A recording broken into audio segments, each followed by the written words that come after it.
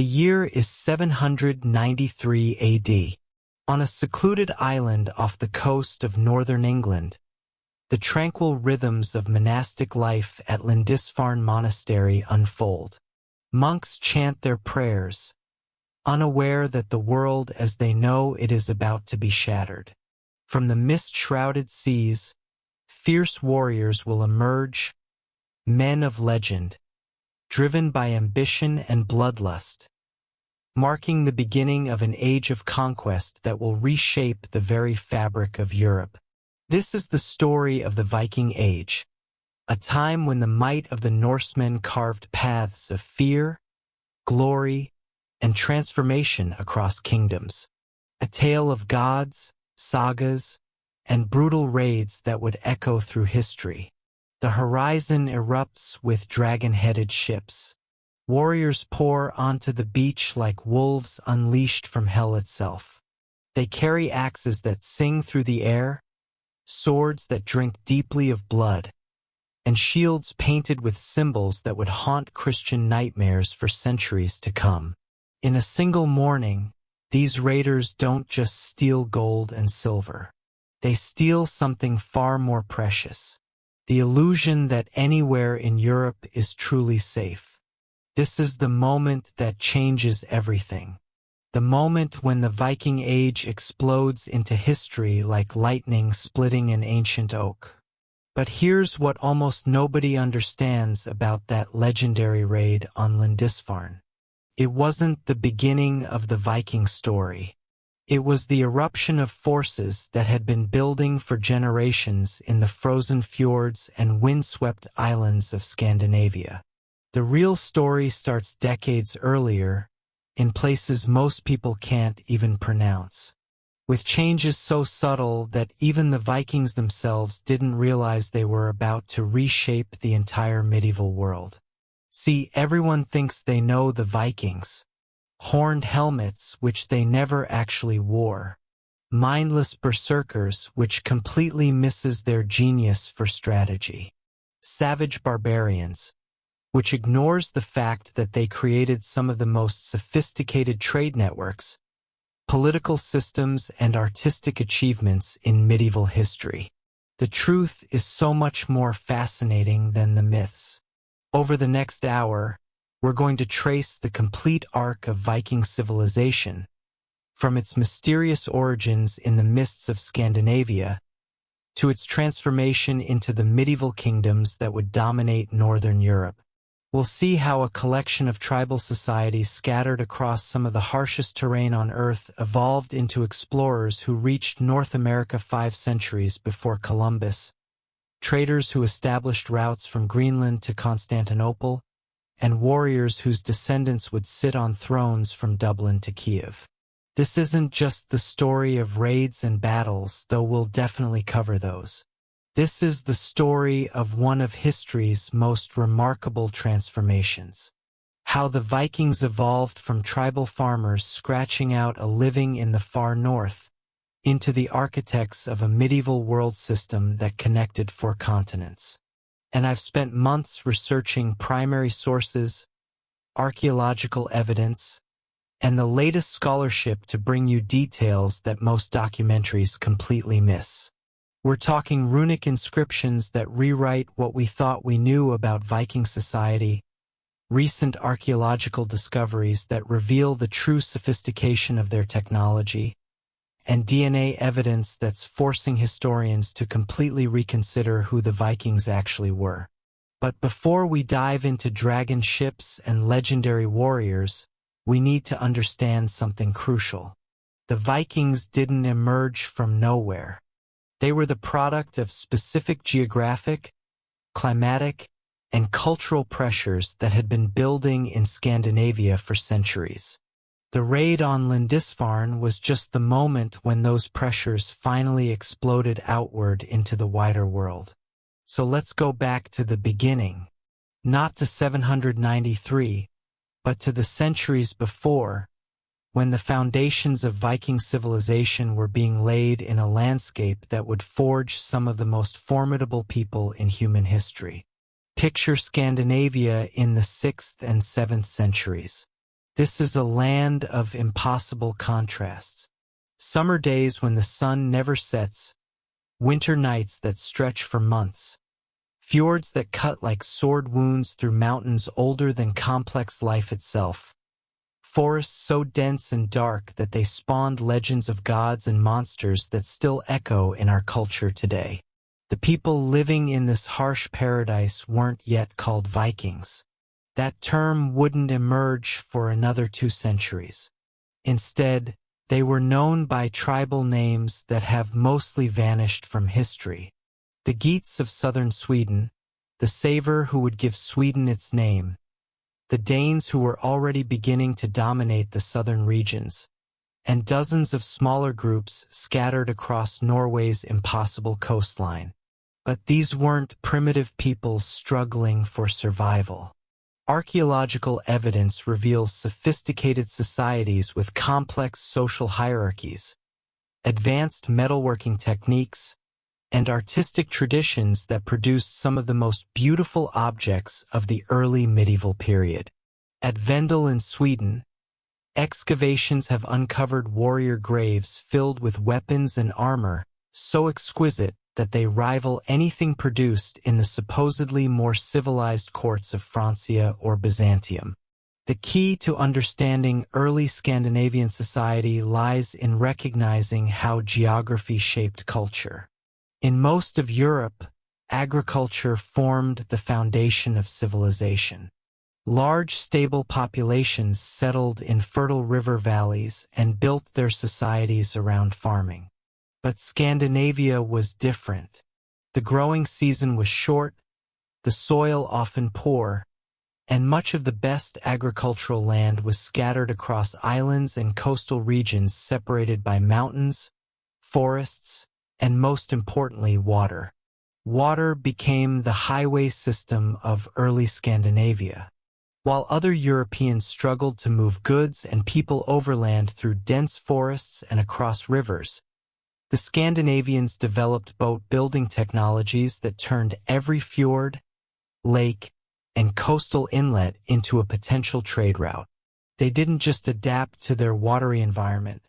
They mastered it in ways that would eventually allow them to navigate from the Arctic Ocean to the Mediterranean Sea. This maritime focus created a fundamentally different kind of society. Instead of the land-based feudalism that was emerging elsewhere in Europe, Scandinavian communities developed around what we might call naval aristocracies. The most prestigious members of society weren't just those who controlled the most land, but those who commanded the finest ships and could lead the most successful expeditions. The ship itself became the ultimate symbol of status and power.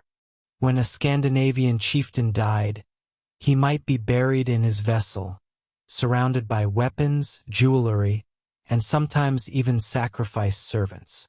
These ship burials, found throughout Scandinavia, reveal a culture that saw the journey to the afterlife as literally a voyage across cosmic waters. But the most important aspect of early Scandinavian society was its fundamental mobility. Unlike their European neighbors, who were increasingly tied to specific plots of land, Scandinavian communities remained fluid, adaptable, and always ready to move. A family might farm in summer, raid in autumn, trade in winter, and explore in spring. This flexibility would prove crucial when climatic and political changes began pushing Scandinavian society toward its explosive expansion. The climate shift that helped trigger the Viking Age was subtle but profound. Around the 7th century, Northern Europe began experiencing what climatologists call the medieval warm period. Temperatures rose just enough to extend growing seasons, reduce sea ice, and make previously marginal lands more habitable. For most of Europe, this was simply a period of increased prosperity. For Scandinavia, it was revolutionary. Warmer temperatures meant that previously inaccessible sea routes opened up. Coastal areas that had been locked in ice for much of the year became navigable. Most importantly, the population began to grow rapidly as agricultural yields improved and infant mortality declined. By the 8th century, Scandinavia was experiencing something it had never dealt with before: overpopulation relative to available resources. This population pressure coincided with significant political developments that would prove equally important. Throughout the 7th and early 8th centuries, successful war leaders were beginning to consolidate power across larger territories. In Denmark, the Silding dynasty was establishing control over vast areas. In Sweden, the Yngling dynasty was expanding its influence. In Norway, dozens of petty kingdoms were beginning the long process of unification. These emerging kingdoms created both opportunities and problems. On one hand, they could organize larger military expeditions and more extensive trade networks. On the other hand, they reduced opportunities for ambitious young men to achieve status through traditional means. If your local king was now subordinate to a high king, and that high king controlled all the best agricultural land, where did that leave the younger sons of ambitious families? The answer was increasingly clear. Look beyond Scandinavia itself. But the Vikings didn't become Vikings overnight. The transformation from tribal raiders to the masters of medieval warfare was gradual, involving technological innovations, tactical developments, and cultural changes that unfolded over several generations. The most important innovation was in shipbuilding. The early Scandinavians had always been skilled boat builders, but around the 7th century, they achieved a breakthrough that would change naval history forever. They perfected the clinker-built longship, a vessel that was simultaneously seaworthy enough for ocean voyages and shallow-drafted enough to navigate rivers and land on beaches. These ships were marvels of engineering that represented centuries of accumulated knowledge about working with wood, understanding water dynamics, and balancing the competing demands of speed, cargo capacity, and durability. A typical longship could carry 30 to 60 warriors, travel at speeds that wouldn't be matched by sailing vessels for centuries, and most importantly, appear suddenly wherever there was water deep enough to float it. The psychological impact of these ships cannot be overstated. Imagine being a medieval peasant working in fields near a river, secure in the knowledge that any serious military threat would have to approach overland, giving you plenty of warning. Then suddenly, without any advance notice, a dragon-headed ship appears around the river bend, disgorging armed warriors who proceed to pillage your village, before disappearing back into the water system as quickly as they came. This tactical mobility was revolutionary. Previous military campaigns in medieval Europe were ponderous affairs involving months of preparation, slow-moving armies, and predictable routes of advance. The Vikings introduced something entirely new. The lightning raid, appearing from nowhere, striking hard and fast, and vanishing before any organized response could be mounted. But the longship was just one component of a broader military revolution. The Vikings also developed distinctive weapons, armor, and fighting techniques that reflected their unique strategic situation. The famous Viking sword was designed not just for individual combat, but for the specific demands of shipborne warfare. It had to be effective in cramped conditions, quick to deploy, and versatile enough to function both as a weapon and as a tool. More importantly, the Vikings perfected what we might call amphibious warfare, centuries before the term was invented. They understood how to coordinate sea and land operations, how to use rivers as highways into the heart of enemy territory, and how to establish temporary bases that could support extended campaigns far from home. the cultural changes were equally significant. Scandinavian society began to glorify not just courage in battle, which had always been important, but specifically the kind of courage required for long-distance expeditions into unknown territories. The ideal warrior wasn't just someone who could fight well in defense of his home, but someone who could thrive in completely alien environments, adapt to unexpected challenges, and return home with tales of distant lands and exotic plunder. This cultural shift is reflected in the evolution of Scandinavian poetry and storytelling. The older heroic traditions had focused on defending one's homeland and dying gloriously in familiar surroundings. The new stories increasingly celebrated exploration, cunning, and the ability to survive and prosper in strange lands among foreign peoples. Religion played a crucial role in this transformation. The complex pantheon of Scandinavian deities provided multiple models for how to live a heroic life. Odin, the All-Father, was not just a war god, but a wanderer who traveled throughout the 9 worlds, seeking knowledge and wisdom. Thor protected the community, but also ventured into giant land to face monsters and challenges. Freyr brought prosperity, but also represented the courage to sail into unknown waters. These religious traditions created a worldview that saw exploration and expansion not as abandonment of community responsibilities, but as the highest expression of heroic virtue. A young warrior who set sail for unknown lands wasn't deserting his people. He was following in the footsteps of the gods themselves.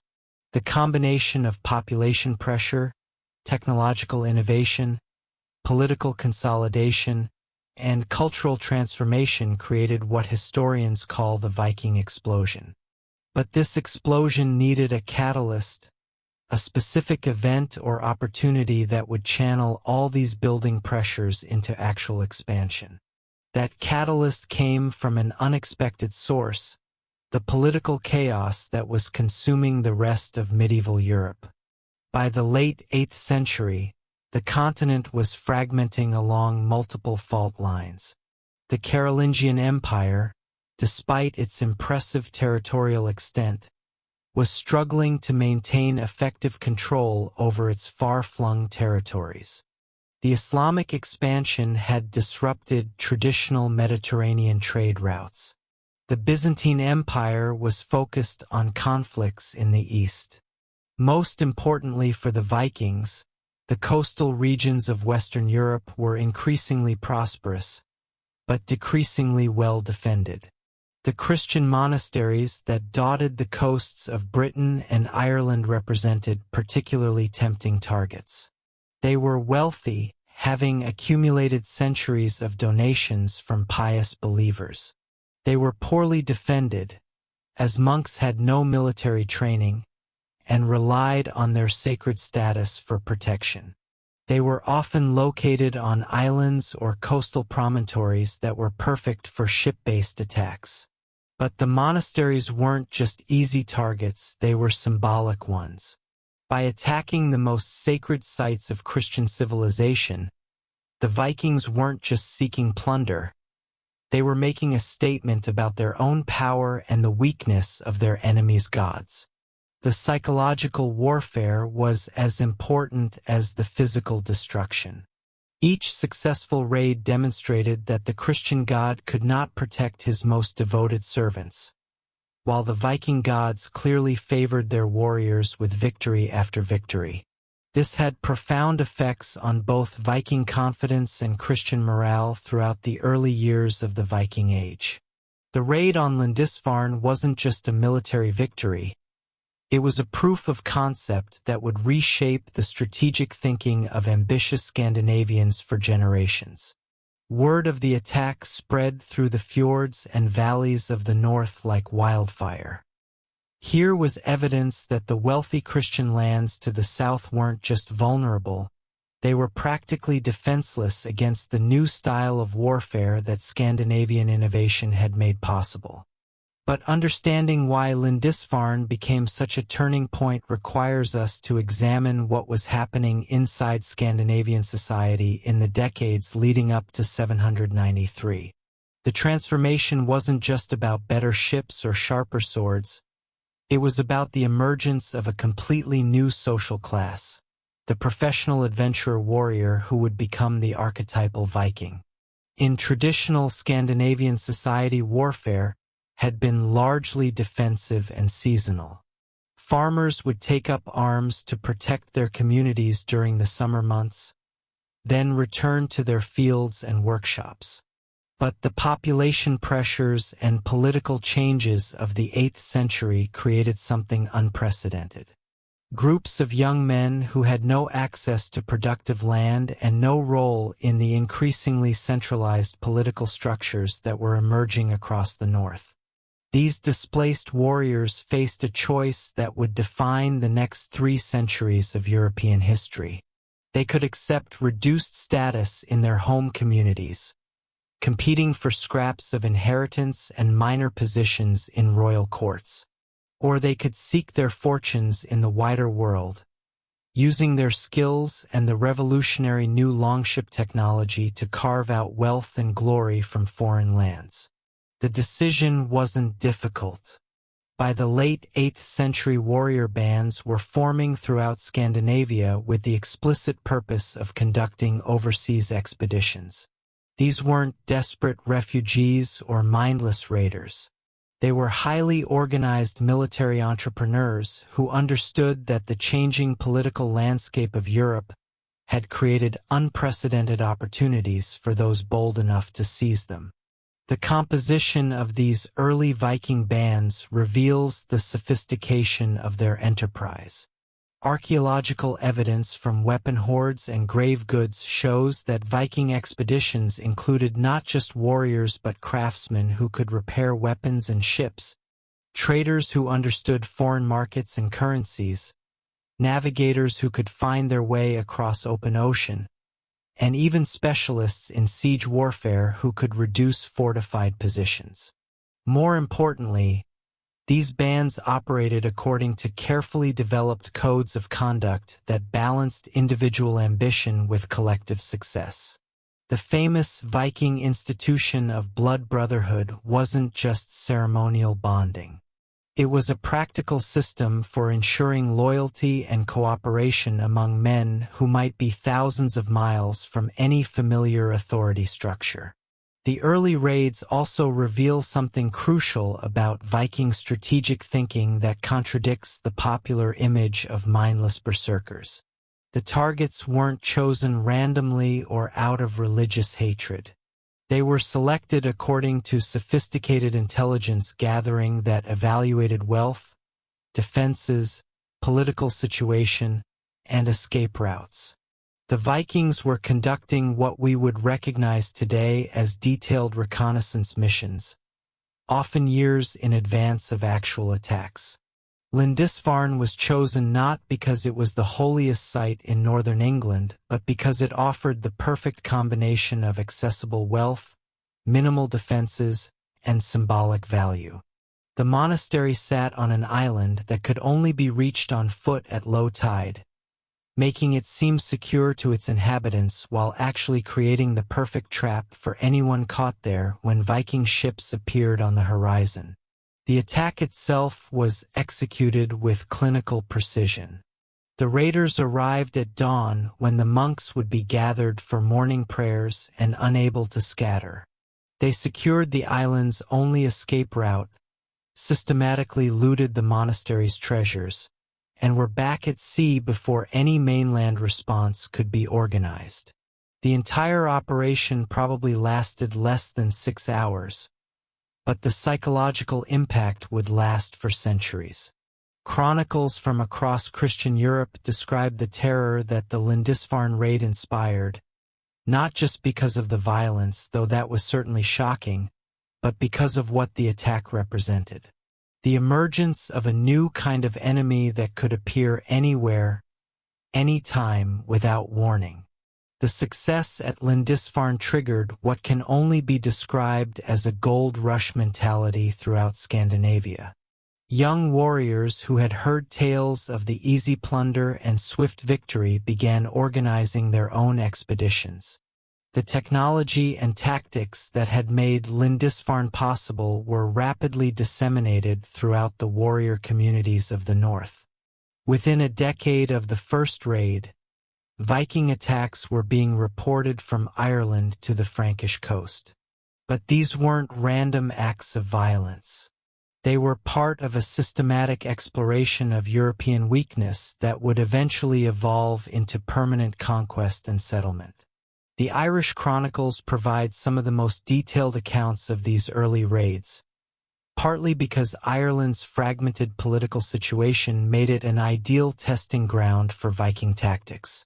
The island was divided among dozens of small kingdoms that spent more time fighting each other than preparing for external threats. The monasteries that dotted the Irish landscape were even wealthier than their English counterparts, having benefited from centuries of relative peace and religious devotion. The Vikings approached Ireland methodically, beginning with hit-and-run raids on coastal monasteries, then gradually pushing inland along the river systems. They quickly learned to exploit Irish political divisions, allying with some kingdoms against others, and eventually establishing permanent bases that would become the first true cities in Irish history. The establishment of long forts, fortified ship camps, marked a crucial evolution in Viking strategy. These weren't just temporary raiding bases, but permanent installations designed to support extended campaigns and protect accumulated plunder. The Long Fort at Dublin, established around 841, became the prototype for Viking urban development and the foundation of what would eventually become one of medieval Europe's most important trading centers. But the most significant development wasn't military or economic, it was cultural. The Vikings were learning to be more than raiders. They were becoming adaptable colonists who could integrate themselves into foreign societies while maintaining their own identity and independence. This adaptability would prove crucial as Viking expansion encountered increasingly sophisticated resistance. The easy victories of the early raids had been possible partly because European defenders were unprepared for the new style of warfare that longships made possible. But by the mid-9th century that was beginning to change. The Frankish Empire, under Charlemagne and his successors, began implementing defensive measures specifically designed to counter Viking tactics. Coastal fortifications were strengthened, river mouths were blocked with chains and underwater obstacles, and mobile cavalry forces were organized to respond quickly to Viking landings. More importantly, European leaders began to understand that Viking raids weren't just military problems, but economic opportunities. Instead of simply trying to drive off Viking attacks, some rulers began negotiating with Viking leaders, offering tribute payments in exchange for peace, or even hiring Viking warriors as mercenaries in their own conflicts.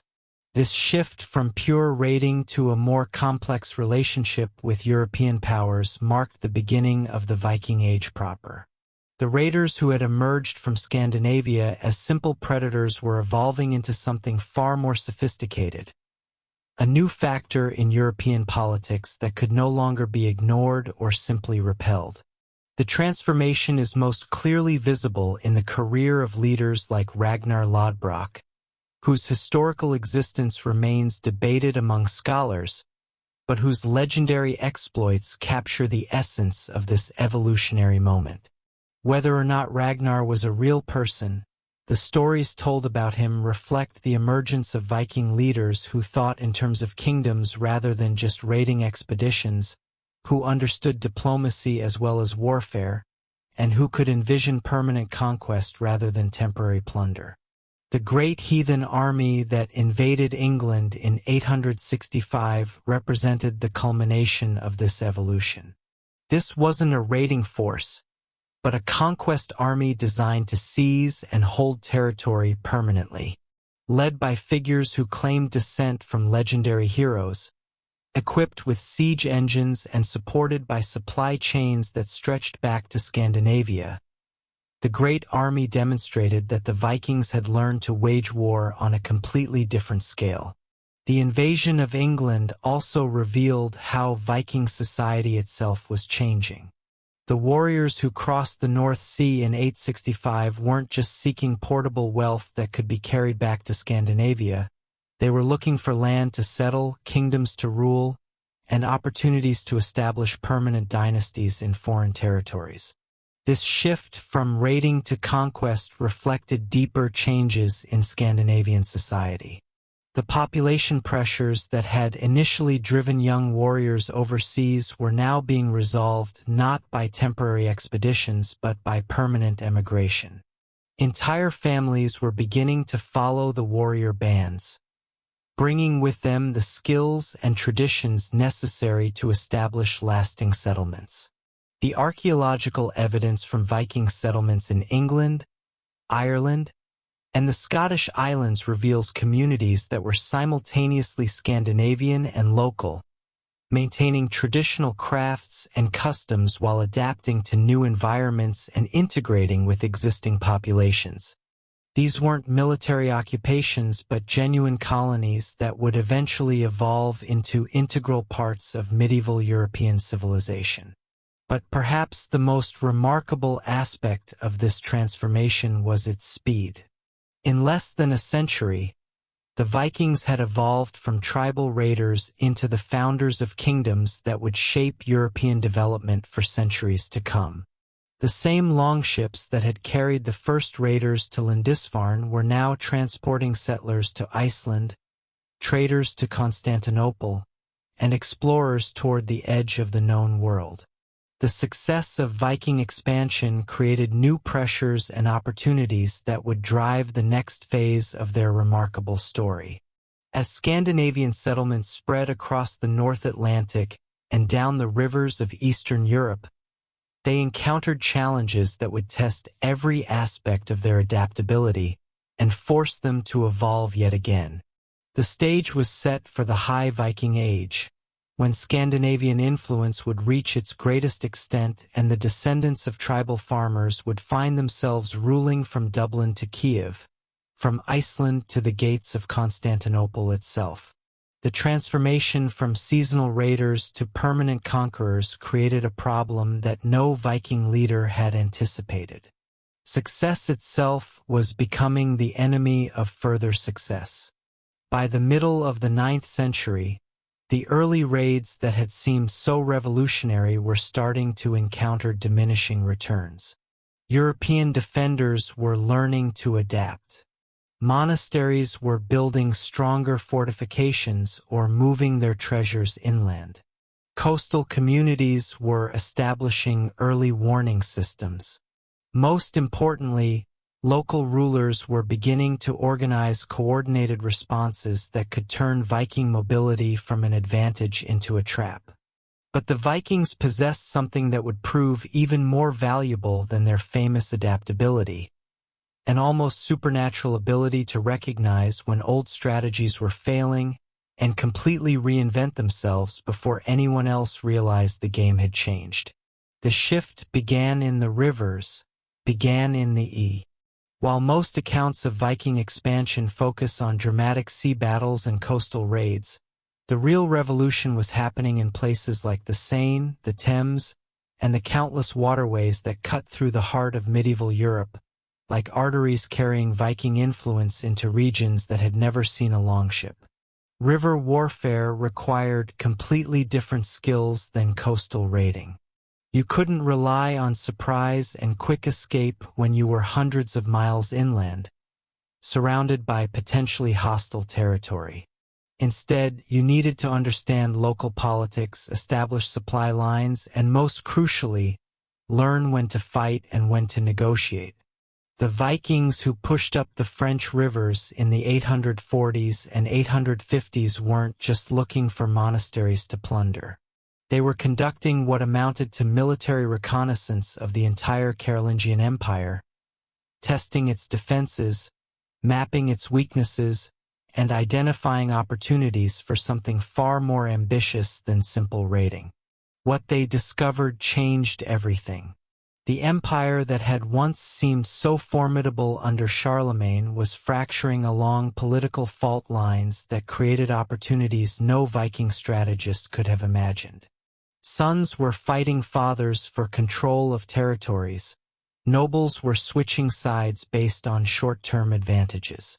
Most importantly, everyone seemed willing to hire Viking warriors as mercenaries in their petty conflicts. This mercenary phase of Viking expansion is often overlooked in popular accounts, but it was absolutely crucial to everything that followed. When Frankish nobles hired Viking bands to fight their enemies, they weren't just gaining temporary military assistance. They were providing their hired warriors with detailed intelligence about European military capabilities, political weaknesses, and most importantly, the locations of wealth that had previously been beyond Viking reach. The Vikings learned that European warfare was fundamentally different from their own traditions. Where Scandinavian conflicts were typically resolved through single battles or personal combat, European campaigns could drag on for months or even years. Where Viking success depended on mobility and surprise, European victory often came through patient siege warfare and careful logistics. But most importantly, they learned that European politics was based on personal relationships and oath-making in ways that created both vulnerabilities and opportunities. A European lord's power depended on the loyalty of subordinates who could be bribed, threatened, or simply convinced that their interests lay elsewhere. This knowledge transformed Viking strategy in ways that wouldn't become fully apparent until the great heathen army landed in England in 865. That invasion force represented the culmination of decades of intelligence gathering, alliance building, and strategic preparation that had been conducted under the guise of simple raiding and mercenary service. The army itself was unlike anything Europe had seen since the fall of Rome. Contemporary chronicles describe a force that included not just warriors, but siege engineers, cavalry specialists, and most importantly, political advisors who understood the web of relationships that held English kingdoms together. The leaders of this army, figures like Ivar the Boneless, Halfdan Ragnarsson, and weren't just successful raiders who had decided to try their hand at conquest. They were strategic thinkers who had studied European weaknesses for years and designed their campaign to exploit specific vulnerabilities in English political organization. Their first target wasn't chosen for its wealth or symbolic value, but for its strategic position. York, the ancient Roman city that controlled access to northern England, represented the key to unraveling the entire English defensive system. By seizing York and establishing it as their primary base, the Vikings gained control of the river networks that connected northern England to the sea, effectively cutting off English kingdoms from each other and from potential continental allies. But the most brilliant aspect of the Viking conquest strategy was psychological rather than military. Instead of simply trying to defeat English armies in battle, they systematically undermined the ideological foundations that held English society together. Medieval kingdoms weren't just political entities. They were religious communities bound together by shared faith and common allegiance to Christian rulers who claimed divine sanction for their authority. The Vikings understood that destroying this ideological unity was more effective than winning any number of battlefield victories. The execution of King Edmund of East Anglia in 1869 wasn't just the elimination of a political rival. It was a carefully orchestrated demonstration of the powerlessness of Christian faith against Viking steel. According to later accounts, Edmund was killed in a manner that deliberately mocked Christian martyrdom traditions, sending a message to every English noble and peasant that their God could not protect even the most pious rulers. This psychological warfare was devastatingly effective. As news of Edmund's death spread throughout England, local resistance began to collapse not through military defeat, but through the simple recognition that the old certainties no longer applied. If God would not protect a king who died for his faith, what hope did ordinary people have? The Vikings reinforced this message by systematically targeting the religious institutions that formed the backbone of English cultural identity. But unlike their earlier raids, which had focused on portable wealth, these attacks were designed to destroy the institutional memory that held communities together. When Vikings burned a monastery, they weren't just stealing its treasures, they were eliminating the schools that trained local administrators, the libraries that preserved legal traditions, and the scriptoriums that maintained the written records that legitimized property ownership and political authority. The result was a cascading collapse of institutional authority that went far beyond anything that simple military conquest could have achieved. Local nobles found themselves ruling communities that could no longer remember why they owed allegiance to anyone. Peasants discovered that the documents proving their rights to their land had gone up in smoke along with the monasteries that had preserved them. Into this vacuum stepped Viking leaders who offered something that traditional English authority could no longer provide: effective protection in exchange for loyalty. The Vikings weren't just conquerors, they were presenting themselves as alternative sources of legitimate authority for communities that had been abandoned by their traditional rulers. This approach proved so successful that within a decade of the Great Army's arrival, large portions of England were being governed according to what became known as the Danelaw, legal and administrative systems that blended Scandinavian traditions with local customs in ways that proved remarkably durable.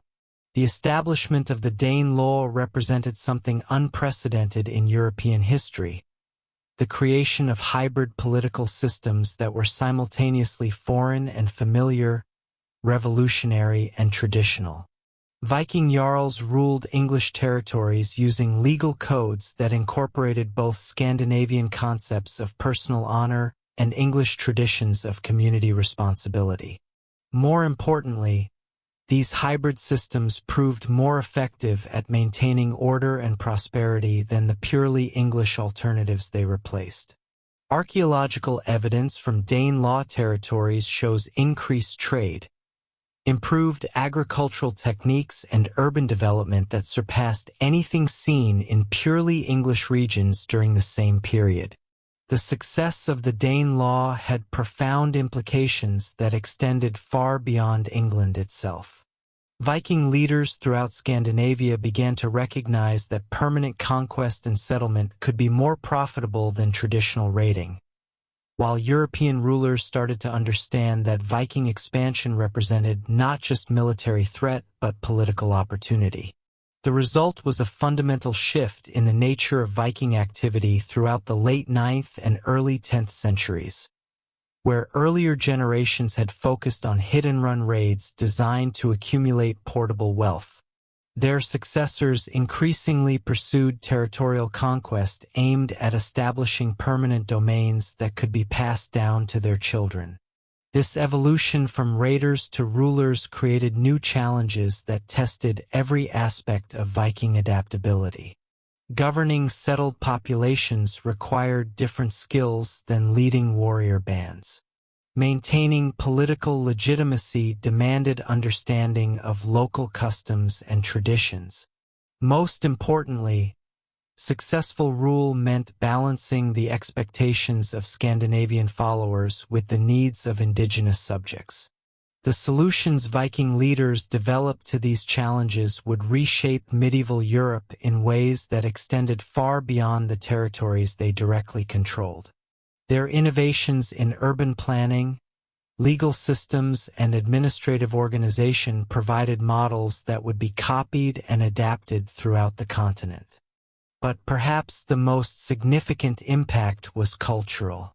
The Viking settlements that spread across northern and western Europe created zones of cultural exchange where Scandinavian, Celtic, Anglo-Saxon, and Frankish traditions blended to produce entirely new forms of art, literature, and social organization. The famous Lewis chessmen, carved in the 12th century but reflecting artistic traditions that developed during the height of Viking settlement, exemplify this cultural synthesis. The pieces combine Scandinavian craftsmanship with European artistic motifs and gaming traditions that had been adapted from Islamic sources, creating objects that could only have emerged from the cosmopolitan world that Viking expansion had created. This cultural creativity extended to every aspect of life in Viking settlements.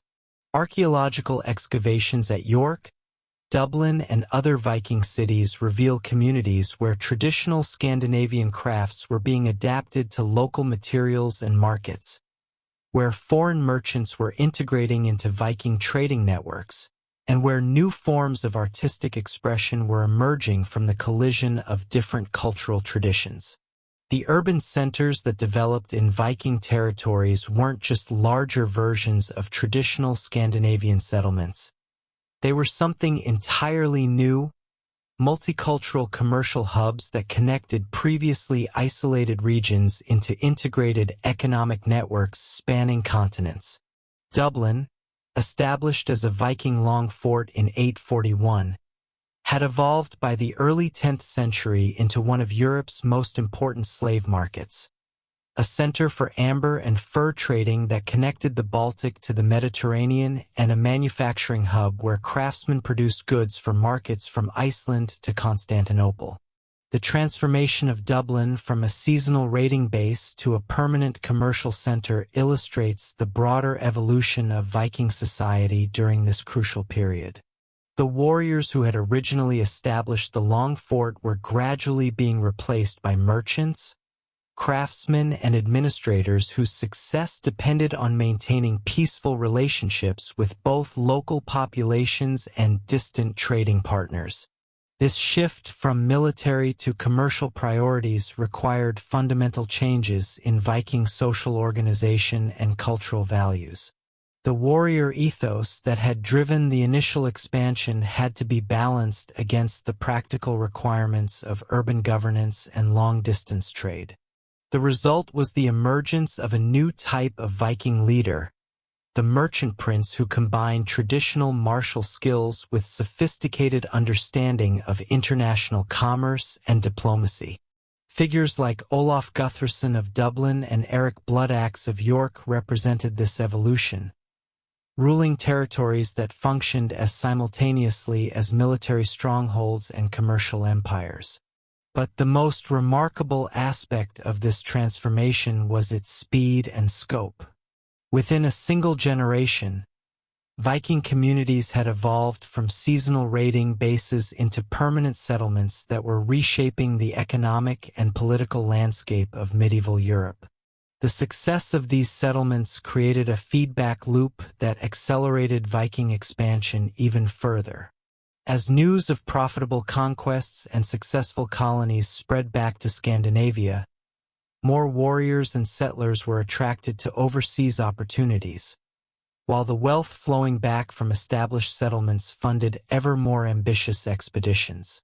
By the end of the 9th century, Viking influence extended from the Arctic Ocean to the Mediterranean Sea, from the Atlantic coast of Ireland to the rivers of Russia. But this expansion was creating new pressures and opportunities that would drive the next phase of their remarkable story into territories that would test every aspect of their legendary adaptability.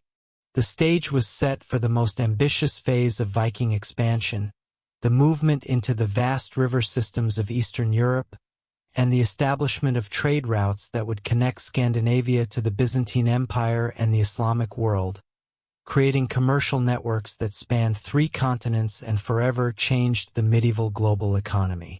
The rivers of Eastern Europe carved pathways into a world that would challenge everything the Vikings thought they knew about conquest, trade, and survival itself. While their western kinsmen were establishing kingdoms in England and Ireland, other Viking adventurers were pushing east through waterways that led not to familiar Christian monasteries, but to the edges of civilizations so alien and sophisticated that they made European courts seem primitive by comparison. The Dnieper, the Volga, the Dvina, these weren't just rivers, they were highways into a commercial universe that connected the fur-rich forests of the north to the silk markets of Constantinople and the silver mines of the Islamic world. But navigating these routes required more than longships and battle axes. It demanded diplomatic skills, commercial acumen, and cultural adaptability that would transform Swedish merchants into the founders of the Russian state. The story begins with Swedish traders who called themselves the Russ, a name that would eventually be applied to the vast territories they came to dominate. Unlike their Danish and cousins who focused on Western expansion, these Eastern Vikings understood that the greatest opportunities lay not in raiding Christian settlements, but in establishing themselves as middlemen in trade networks that already existed between the Byzantine Empire and the Islamic caliphates. But the rivers of Eastern Europe presented challenges that no amount of Scandinavian shipbuilding expertise could solve. The Dnieper alone contained 7 major rapids that required ships to be dragged overland for miles at a time. The Volga led through territories controlled by nomadic peoples whose military traditions made Viking warriors look like amateurs. Most daunting of all, successful river trading required maintaining peaceful relationships with dozens of different peoples, each with their own languages, customs, and political systems. The solution the Rus developed was revolutionary in its simplicity. Instead of trying to conquer these river routes through force, they would control them through a combination of military intimidation and commercial partnership that transformed them from raiders into merchant princes. The process began with the establishment of fortified trading posts at strategic points along the major river systems. These weren't temporary camps like the Western long forts, but permanent settlements designed to support year-round commercial operations. Novgorod, Kiev, Smolensk, these cities became the nodes of a trading network that would eventually span from the Arctic Ocean to the Black Sea. But the most brilliant aspect of the Rus strategy was their approach to local populations. Instead of simply displacing existing communities, they integrated themselves into local political structures as military elites who could provide protection in exchange for tribute and trading privileges. The Slavic tribes that controlled much of the river territory found themselves with Scandinavian overlords who were more interested in maintaining profitable trade routes than in imposing foreign customs. This integration wasn't always peaceful. The Russian Primary Chronicle, compiled centuries later but based on earlier sources, describes numerous conflicts between Rus war bands and local populations. But these conflicts typically ended not with the complete subjugation of one side or the other, but with negotiated agreements that established the Vikings as ruling elites within existing social structures.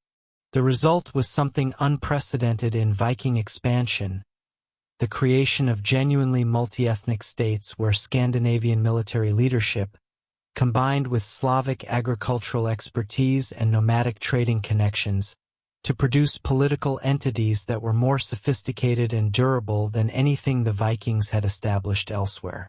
The transformation of Kiev under Rus rule illustrates this process perfectly. What had begun as a modest Slavic settlement became, under Viking leadership, one of medieval Europe's largest and most cosmopolitan cities. Contemporary accounts describe a commercial hub where merchants from Scandinavia traded alongside Byzantine Greeks, Islamic Arabs, and nomadic Khazars, creating a cultural melting pot that produced innovations in everything from military technology to religious practice. But the real key to Rus' success was their mastery of what we might call violence economics, the calculated use of military force to establish and maintain commercial relationships rather than simply to acquire immediate plunder. A Rus trading expedition was simultaneously a merchant caravan and a military force capable of fighting its way through hostile territory if negotiations failed. This approach proved devastatingly effective when applied to the Byzantine Empire. The famous attack on Constantinople in 860, led by the Rus leaders Askold and Dyr, wasn't primarily a raid designed to capture treasure.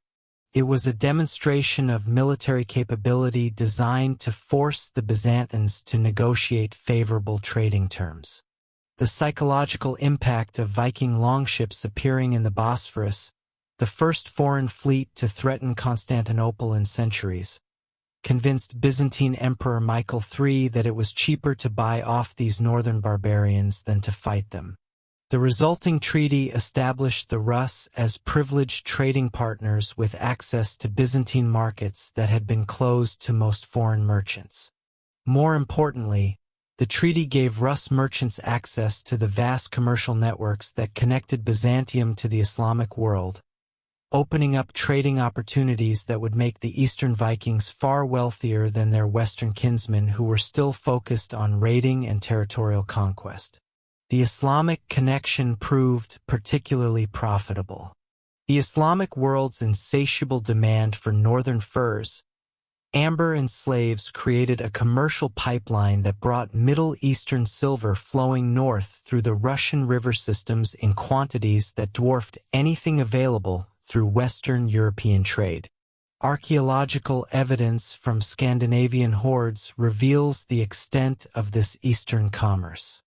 Swedish museum collections contain literally thousands of Islamic silver coins dating from the 9th and 10th centuries, many of them found in remote locations that could only have been reached through the Russian river routes.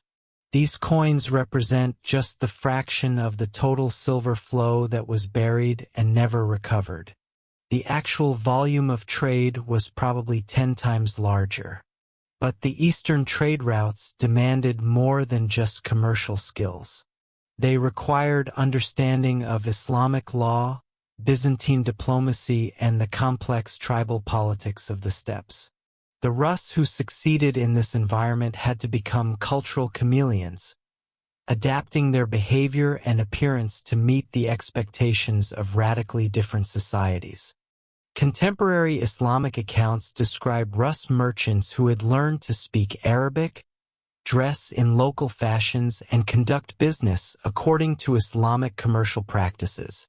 Byzantine sources mention Rus diplomats who understood court protocol and could negotiate complex treaties in Greek.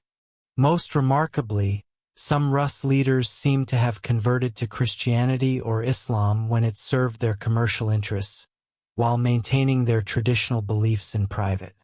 This cultural flexibility was crucial because the Eastern routes weren't just trading networks. They were corridors of cultural exchange that exposed the Vikings to ideas and technologies that would transform Scandinavian society. The Rus who returned home brought with them not just silver and silk, but new concepts of urban planning, administrative organization, and political legitimacy that would influence the development of medieval Scandinavian kingdoms. The impact is most clearly visible in the evolution of Scandinavian royal ideology. The petty kings who had ruled tribal territories through personal charisma and military success began adopting the trappings of Byzantine and Islamic sovereignty. Elaborate court ceremonies, written legal codes, and administrative bureaucracies that could govern large territories without requiring the constant personal presence of the ruler.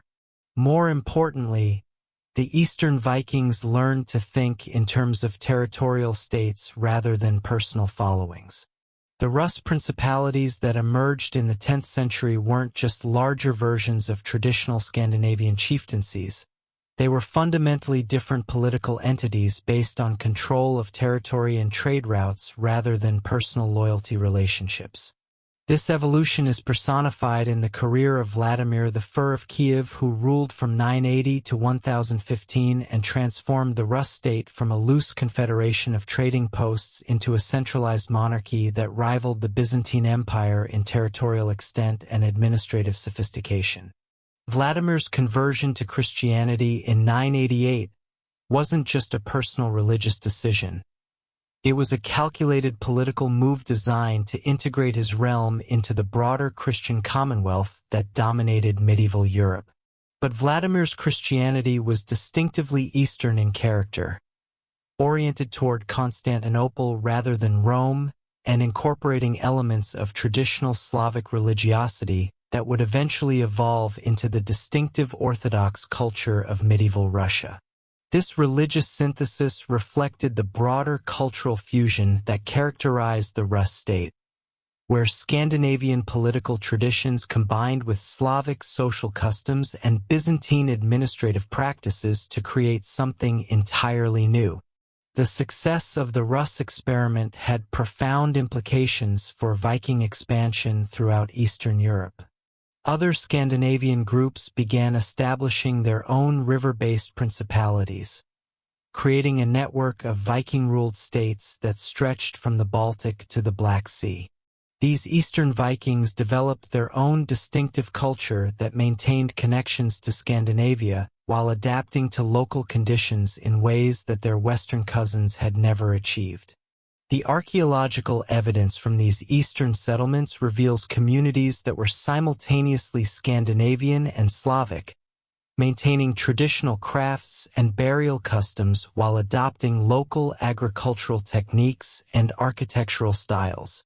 The famous Gnezdovo cemetery near Smolensk contains graves that include both Viking weapons and Slavic pottery, Byzantine coins, and Scandinavian jewelry, creating a material culture that reflects the complex ethnic mixing that characterized the Rus territories. But perhaps the most significant impact of the Eastern expansion was economic. The silver that flowed north through the Russian rivers funded the continued expansion of Viking activity throughout Europe, providing the economic foundation for the great campaigns of the 10th and 11th centuries.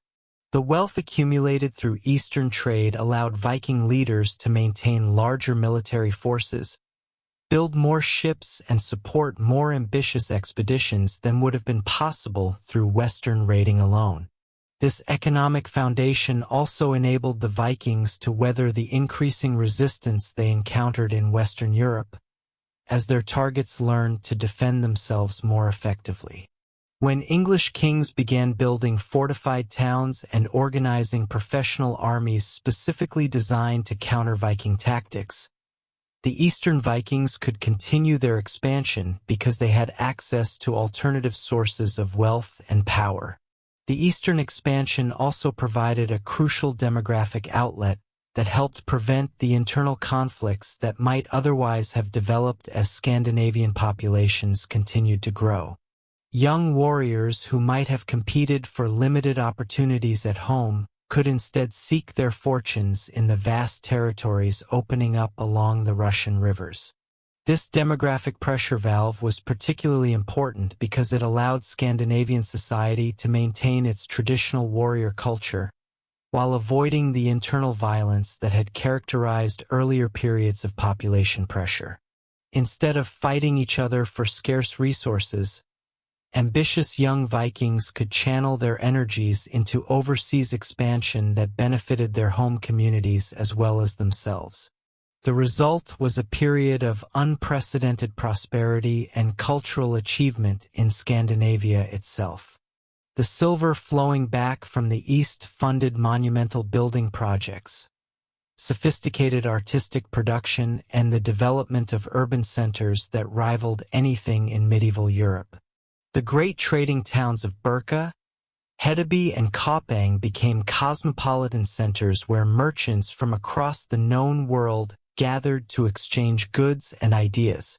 But the most important consequence of the eastern expansion was strategic. By establishing control over the river routes that connected northern and southern Europe, the Vikings had positioned themselves at the center of medieval trade networks in ways that gave them influence far beyond their actual military capabilities. Any ruler who wanted to access the wealth of the north, furs, amber, iron, and timber, had to deal with Viking merchants and their political protectors. This economic leverage translated into political influence that extended far beyond the territories the Vikings directly controlled.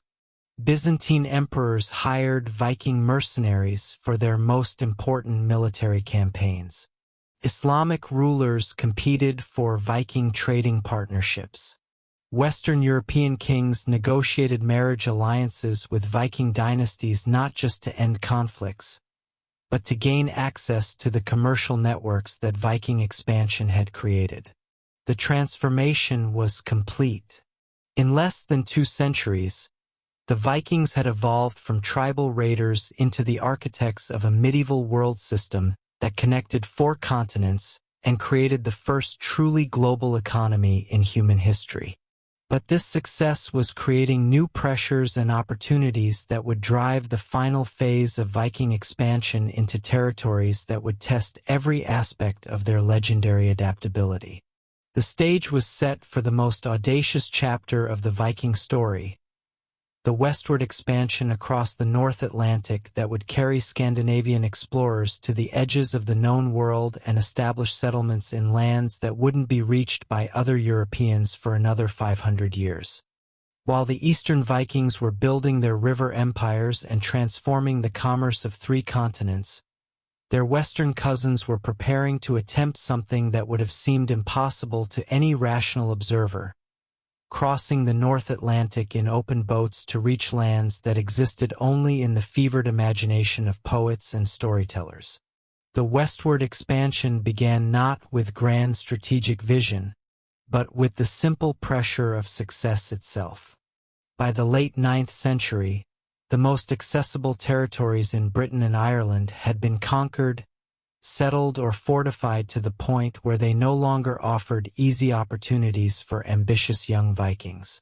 The river routes of Francia were increasingly well defended, and the Mediterranean expeditions that had once seemed so promising were encountering resistance from Islamic fleets that could match Viking seamanship with superior numbers. But the Atlantic Ocean stretched westward into mystery, and Viking culture had always celebrated the explorer who sailed beyond the horizon.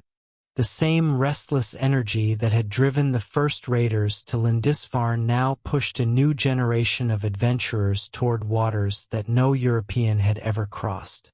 The key to understanding this westward movement lies in recognizing how Viking society had evolved by the late 9th century. The tribal farmers who had launched the first raids had been replaced by a sophisticated maritime culture that saw the ocean not as a barrier, but as a highway to opportunity. 3 generations of oceanic warfare had produced navigators who could find their way across hundreds of miles of open water using nothing but the stars, the flight patterns of seabirds, and an almost supernatural understanding of wind and current. More importantly, the social pressures that had originally driven Viking expansion were intensifying rather than diminishing. The successful raiders and conquerors of the early period had established themselves as local aristocracies in their adopted territories, but their sons faced the same problem that had motivated their grandfathers: too many ambitious young men competing for too few opportunities. The difference was that this new generation possessed resources and capabilities that their ancestors could never have imagined. The wealth flowing back from Eastern trade routes, the technological innovations developed through centuries of shipbuilding experimentation, and most crucially, the accumulated knowledge of oceanic navigation that had been refined through generations of Atlantic warfare. The discovery of Iceland around 860 wasn't the result of a planned expedition. but rather the inevitable consequence of Viking maritime activity in the northern seas. Norwegian Vikings fleeing political consolidation under Harald Fairhair, Irish-based Vikings seeking new raiding opportunities, and merchants following seasonal trading routes all converged on this previously unknown island that offered something unprecedented: empty land suitable for settlement. The initial reports must have seemed too good to be true. Here was an island larger than Ireland, with grasslands suitable for livestock, rivers teeming with fish, and most importantly, no indigenous population to resist Viking settlement. The volcanic landscape might seem forbidding to modern eyes, but to Vikings accustomed to the harsh environments of northern Scandinavia, Iceland represented paradise. Unlimited land for anyone bold enough to claim it. The settlement of Iceland unfolded with remarkable speed and organization. Within 60 years of the first discoveries, virtually every habitable valley had been claimed by Viking colonists who brought with them not just their families and livestock, but the entire cultural and legal framework of Scandinavian society. The famous Landnámabók, compiled centuries later but based on careful oral traditions, records the names and origins of over 430 original settlers, revealing the scope and systematic nature of this colonization. But Iceland wasn't just another Viking colony. It became something unique in medieval Europe, a society deliberately designed according to principles that had been developing throughout the Viking expansion, but had never been fully implemented in territories where Vikings had to accommodate existing populations and political structures. The Icelandic Commonwealth that emerged in the 10th century represented the ultimate expression of Viking political innovation. Instead of kings or jarls ruling through personal authority, Iceland was governed by the Althing, an annual assembly where free farmers gathered to make laws, settle disputes, and coordinate collective action. This wasn't primitive democracy, but sophisticated republican government that balanced individual freedom with community responsibility in ways that wouldn't be seen elsewhere in Europe for centuries. The legal system that developed in Iceland was equally revolutionary. Instead of royal justice imposed from above, disputes were resolved through complex systems of compensation and arbitration that treated violence as a problem to be solved, rather than a crime to be punished. The famous Icelandic sagas, composed generations later but reflecting this legal culture, reveal a society that celebrated individual honor while maintaining sophisticated mechanisms for preventing feuds from destroying community stability. More importantly, Iceland became a laboratory for cultural innovation that would influence all of Scandinavian civilization. Freed from the constraints of accommodating foreign populations or adapting to existing political structures, Icelandic settlers could develop distinctively Viking approaches to everything from architecture to poetry, from agriculture to religious practice. The result was a cultural flowering that produced some of the greatest achievements of medieval European civilization. The anonymous poets who composed the Eddic poems created a systematic mythology that preserved ancient Scandinavian beliefs, while transforming them into sophisticated literary art. The saga writers who emerged in the 12th and 13th centuries developed narrative techniques that wouldn't be matched elsewhere in Europe until the Renaissance. But perhaps the most significant aspect of Icelandic society was its relationship to exploration and expansion.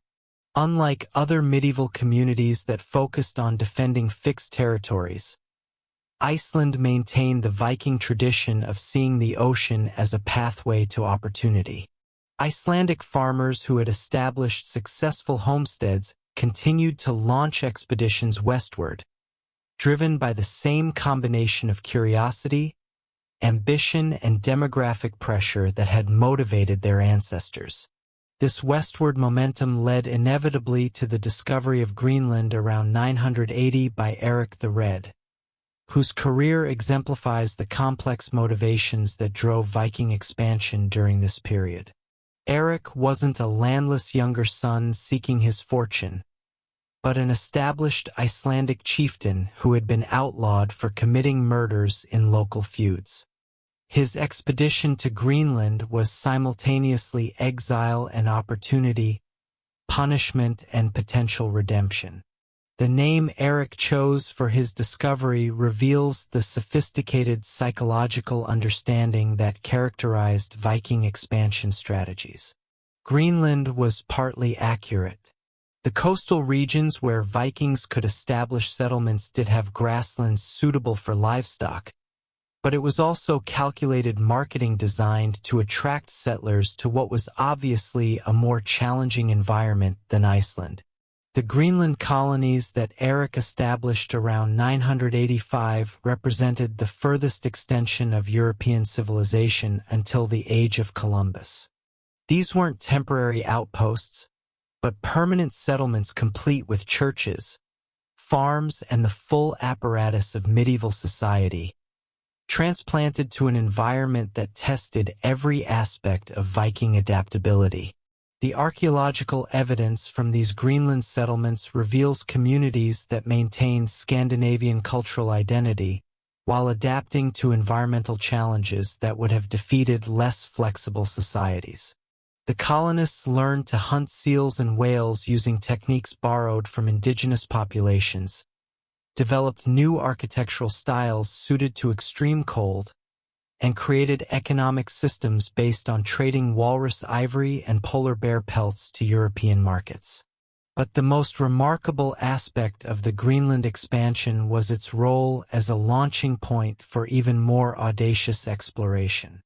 The same demographic and cultural pressures that had driven Vikings from Norway to Iceland to Greenland continued operating, pushing the most adventurous colonists to investigate rumors of land even further west. The voyages of Leif Erikson around 1000 AD represented the culmination of 5 centuries of Viking maritime development. The ships that carried him across the Labrador Sea to the coast of North America were the product of generations of technological refinement. The navigation techniques that guided him through uncharted waters had been developed through centuries of oceanic exploration.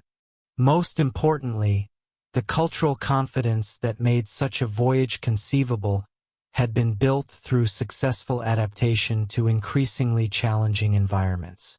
The Viking arrival in North America, Vinland as they called it, marked the achievement of something unprecedented in human history: the creation of a continuous chain of settlements stretching from Scandinavia to the New World, connected by sea routes that Viking navigators could traverse with remarkable reliability.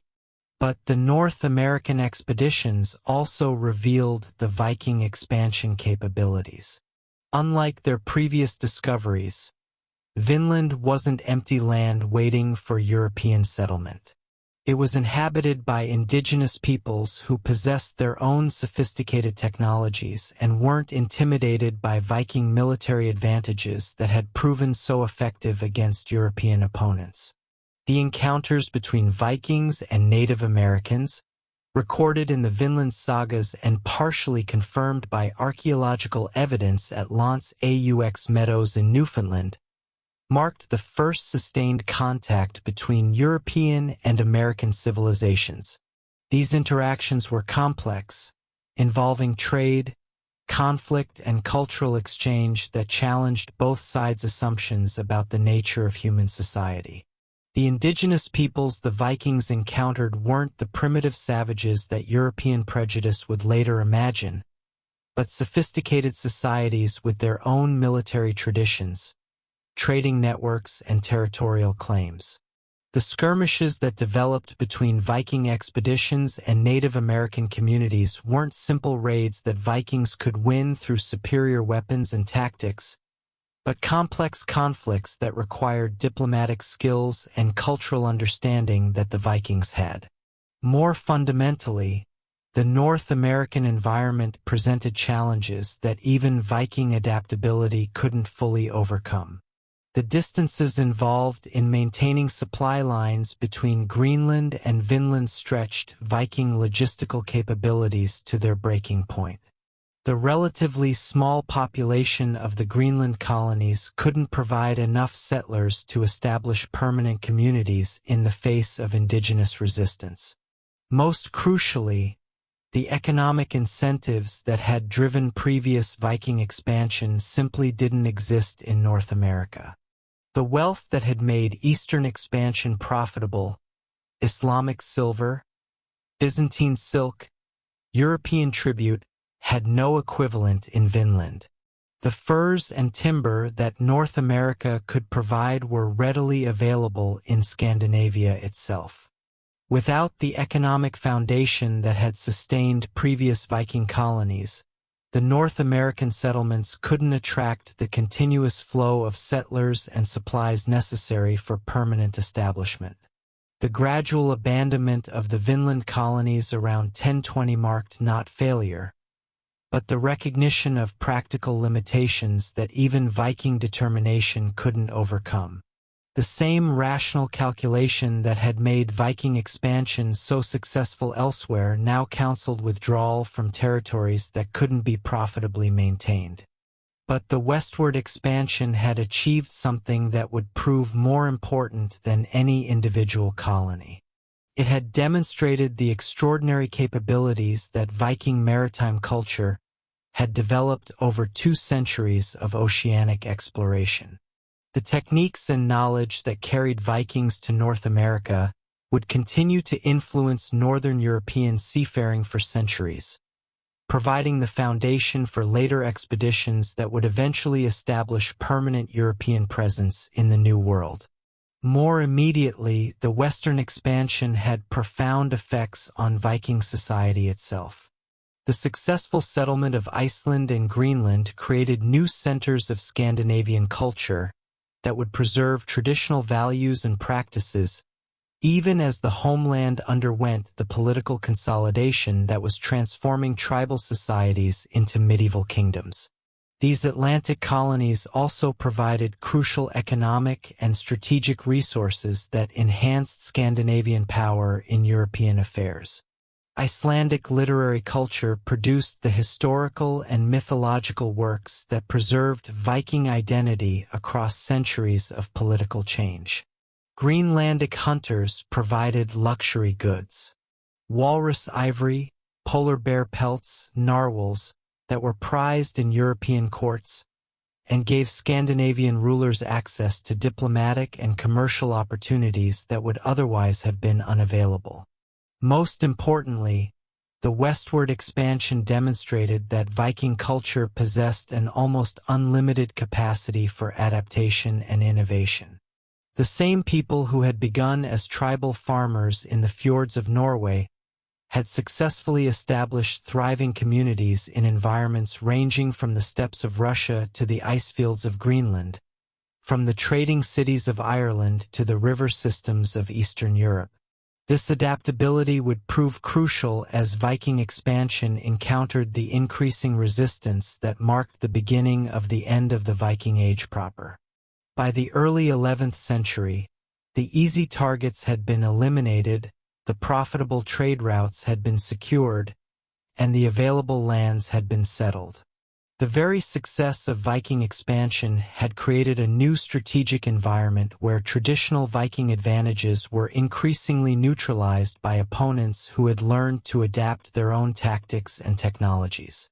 The stage was set for the final transformation of Viking society, the evolution from expansionist warrior culture to the medieval kingdoms that would dominate Northern Europe for centuries to come.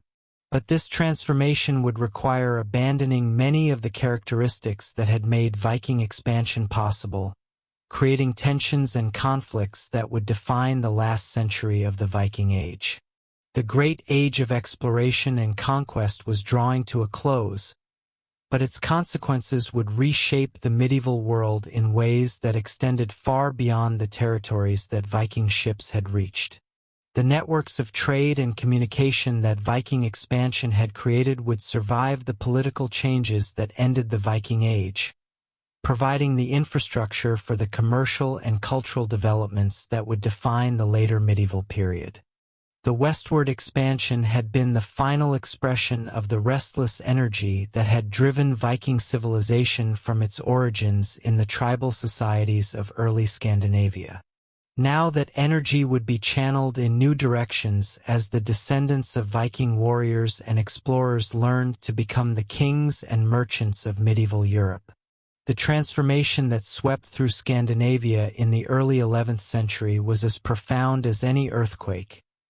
Yet it happened so gradually that contemporaries barely noticed the ground shifting beneath their feet. The Viking Age wasn't ended by foreign conquest or natural disaster. It was consumed by its own success, transformed by forces that the Vikings themselves had set in motion centuries earlier. By 1000 AD, the restless energy that had once driven young warriors across unknown seas was increasingly being channeled into a different kind of ambition, the consolidation of royal power within Scandinavia itself. The same organizational skills that had created trading empires stretching from Greenland to Constantinople were now being applied to the more mundane but ultimately more important task of building centralized kingdoms that could compete with the emerging nation-states of medieval Europe. The irony was almost poetic. The Vikings had spent 2 centuries teaching European rulers how to defend themselves against seaborne raids, how to organize professional armies, and how to build fortifications that could withstand siege warfare. Now they found themselves facing enemies who had learned those lessons all too well. While their own traditional advantages, mobility, surprise, technological superiority, were being steadily eroded by opponents who could match their ships, counter their tactics, and most importantly sustain losses that would have broken earlier generations of defenders. The Battle of Stamford Bridge in 1066 would become the symbolic end of the Viking Age when Harald Hardrada fell attempting to claim the English throne that his ancestors had seized with such apparent ease. But the real transformation had begun decades earlier in the halls of Scandinavian kings, who understood that the old ways of raiding and trading were giving way to new realities that demanded different responses. Harald Bluetooth of Denmark exemplified this transition. His famous conversion to Christianity around 960 wasn't just a personal religious decision. It was a calculated political move designed to integrate Denmark into the broader European community on terms that preserved Danish independence while acknowledging changed circumstances. The runic inscription on the Jelling stone, which Harald commissioned to commemorate his achievements, captures this moment perfectly. Harald, who won for himself all of Denmark and Norway and made the Danes Christian.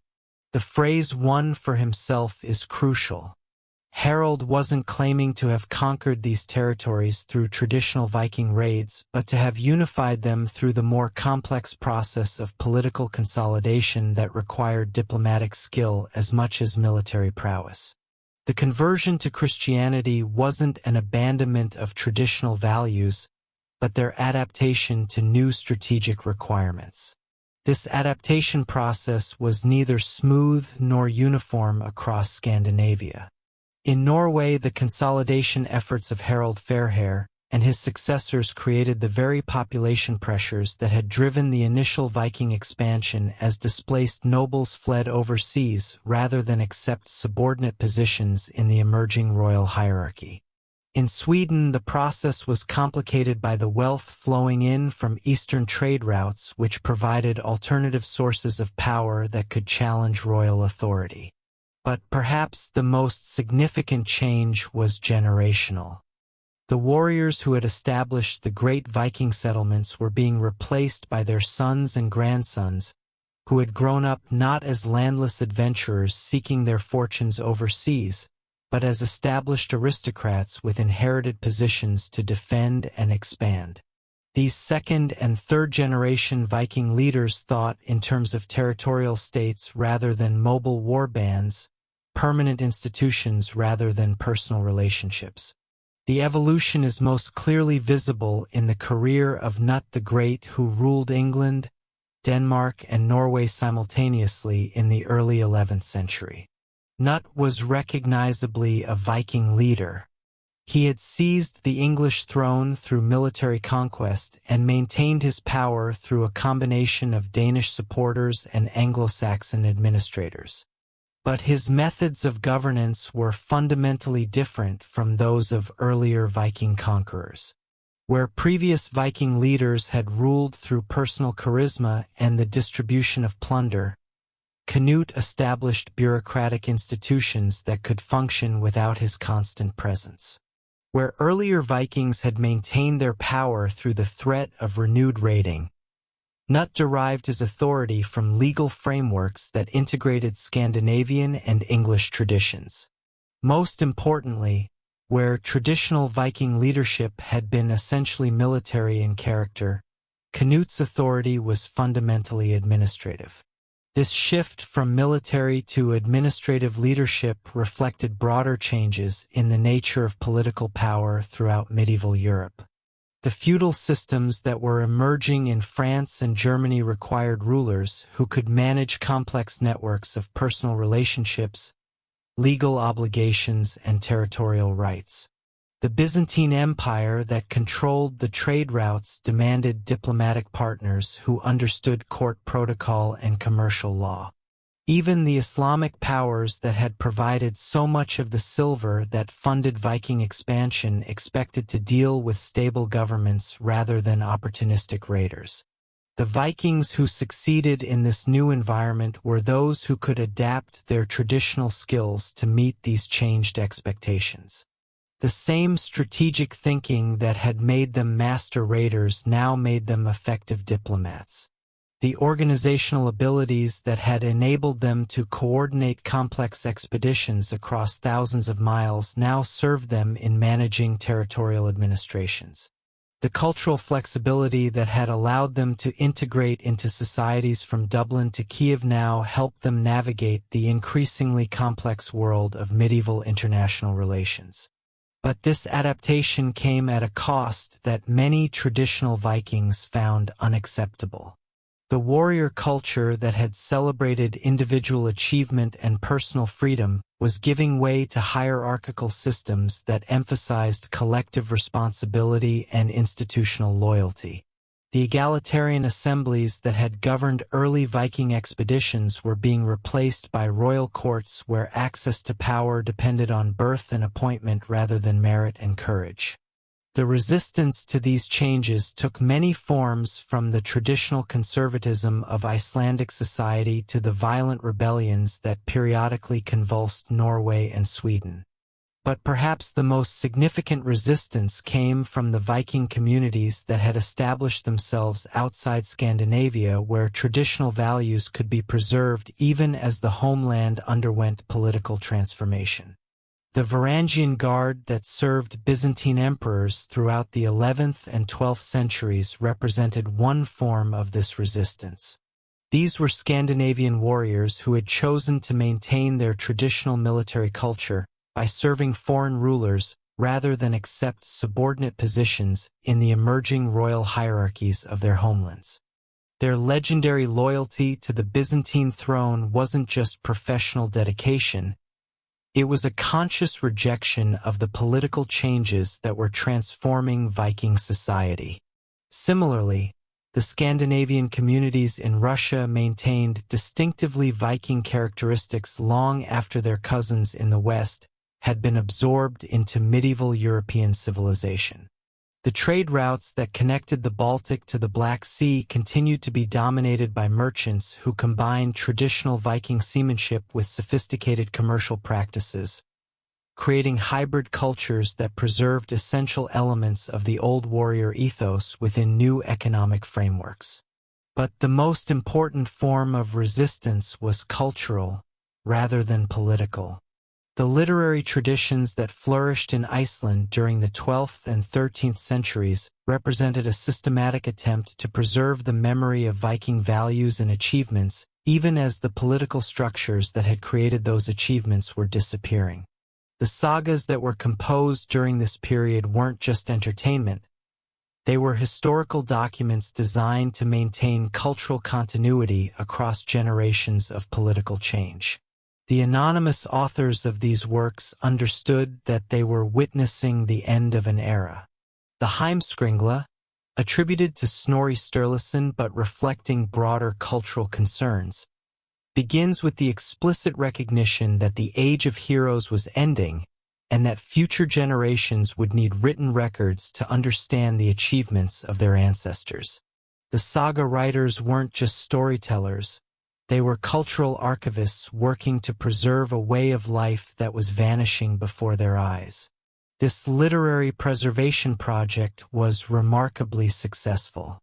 The images of Viking culture that dominate modern popular imagination, the emphasis on individual heroism, the celebration of exploration and adventure, the complex honor codes that balanced personal ambition with community loyalty, derive largely from these medieval Icelandic texts rather than from contemporary sources from the height of the Viking Age itself.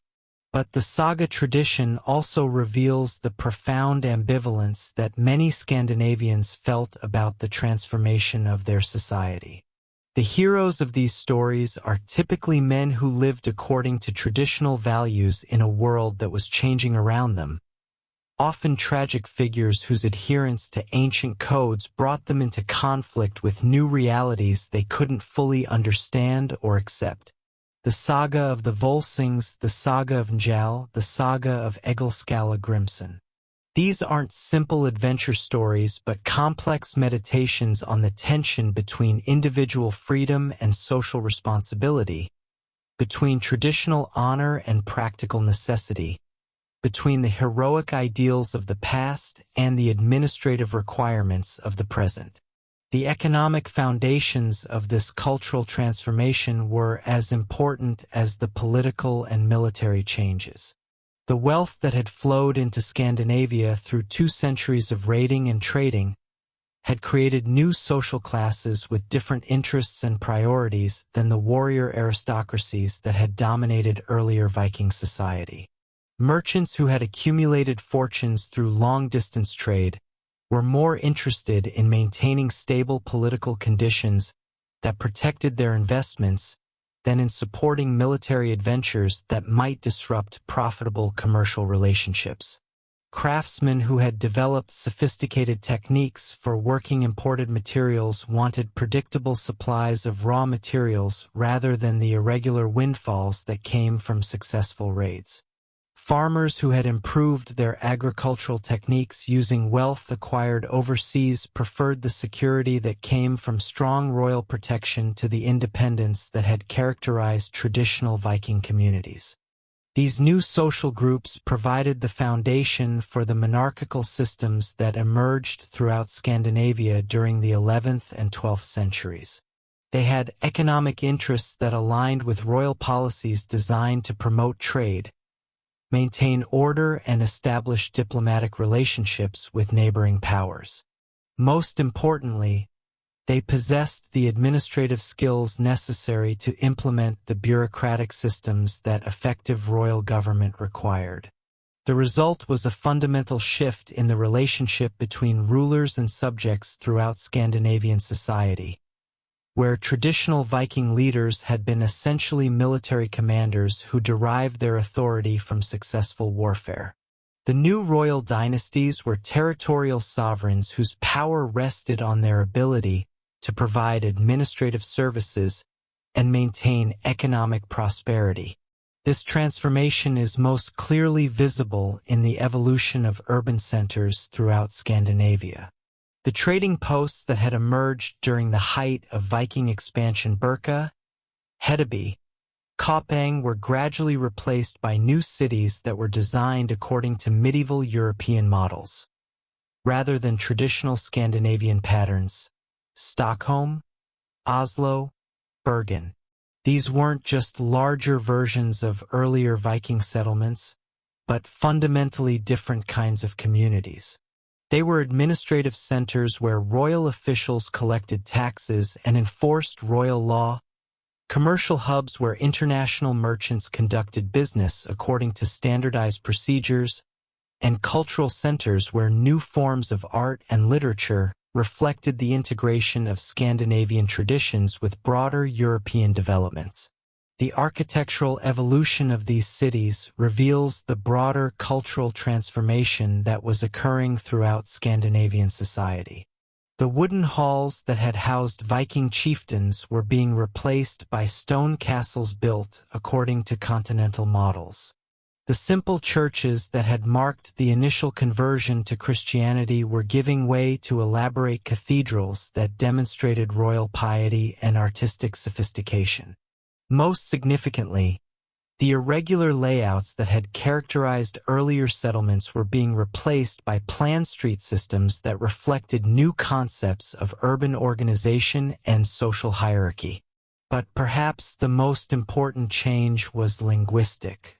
The Old Norse that had served as the common language of Viking expansion was gradually fragmenting into the distinct national languages that would define medieval Scandinavian identity. Danish, Swedish, and Norwegian were emerging as separate linguistic traditions that reflected the political boundaries that were dividing the former Viking world into distinct kingdoms. This linguistic fragmentation was both cause and consequence of the political consolidation that was transforming Scandinavian society. Royal courts needed standardized languages for administrative purposes, while the development of distinct national identities required linguistic markers that could distinguish between different peoples who had previously shared common cultural traditions. The religious transformation that accompanied these political and cultural changes was equally profound. The conversion to Christianity that had begun as a diplomatic necessity was evolving into genuine cultural synthesis that created distinctively Scandinavian forms of medieval Christianity. The stave churches that were constructed throughout Norway during the 12th and 13th centuries exemplify this synthesis. These remarkable buildings combine traditional Scandinavian woodworking techniques with Christian architectural symbolism, creating structures that were simultaneously ancient and modern, pagan and Christian, distinctively Nordic and broadly European. More importantly, the theological traditions that developed in medieval Scandinavia reflected the integration of Christian doctrine with traditional Scandinavian values in ways that preserved essential elements of the old warrior culture within new religious frameworks. The emphasis on individual salvation that characterized medieval Christianity was interpreted through concepts of personal honor that derived directly from pre-Christian traditions. The Christian ideal of martyrdom was understood in terms of heroic death that had deep roots in pagan mythology. This religious synthesis was crucial to the successful transformation of Viking society because it provided cultural continuity across generations of political change. Young Scandinavians who had never participated in traditional raids or trading expeditions could still identify with their ancestors' achievements through religious narratives that presented those achievements as preparation for Christian civilization rather than alternatives to it. The success of this transformation is evident in the remarkable stability that characterized Scandinavian society during the later medieval period. The kingdoms that emerged from the consolidation of Viking territories proved remarkably durable, surviving political crises and external threats that destroyed many of their European contemporaries. But this stability came at the cost of the dynamic energy that had made Viking expansion possible in the first place. The restless ambition that had driven Scandinavian warriors across unknown seas was channeled into more predictable pursuits, territorial administration, commercial development, and cultural refinement. The same people who had once terrorized half of Europe became model medieval Christians whose greatest achievements were architectural rather than military. The final irony of the Viking transformation was that its very success made it invisible to later generations. The medieval kingdoms that emerged from Viking consolidation were so thoroughly integrated into European civilization that their origins in the warrior culture of early Scandinavia were largely forgotten. The sophisticated administrative systems, the impressive architectural achievements, and the refined cultural traditions of medieval Denmark, Norway, and Sweden seem to have emerged naturally from European development rather than representing the adaptation of fundamentally different cultural traditions to European norms. This historical amnesia was reinforced by the Christian chronicles that provided most of the sources for medieval Scandinavian history. These documents naturally emphasized the religious and cultural achievements that aligned with Christian values while downplaying the military and commercial activities that had created the foundations for those achievements. The result was a distorted historical narrative that presented the Viking Age as a brief period of barbarism that was fortunately ended by Christian conversion and political consolidation. The reality was far more complex. The Viking Age wasn't ended by external forces, but transformed by internal developments that channeled traditional Scandinavian strengths into new directions that proved remarkably successful in the changed circumstances of medieval Europe. Understanding this transformation is crucial to appreciating the true significance of Viking civilization. The raids and battles that dominate popular imagination were just the most visible aspects of a cultural system that was fundamentally adaptive and innovative. The same qualities that made Vikings successful raiders, organizational skill, technological innovation, cultural flexibility also made them successful administrators, merchants, and political leaders when circumstances required those roles instead. The Viking Age ended not with defeat but with victory so complete that it transformed the victors themselves. The descendants of the warriors who had terrorized medieval Europe became the architects of some of its most successful and enduring political institutions. The trading networks that had been established through Viking expansion provided the infrastructure for the commercial developments that would define the later medieval economy. The cultural synthesis that emerged from Viking adaptation to European civilization created artistic and literary traditions that would influence Western culture for centuries. But perhaps the most important legacy of the Viking transformation was the demonstration that even the most distinctive and apparently unchangeable cultural traditions could adapt to radically different circumstances without losing their essential character. The Vikings had shown that it was possible to preserve cultural identity while embracing political and social change, to maintain traditional values while adapting to new realities.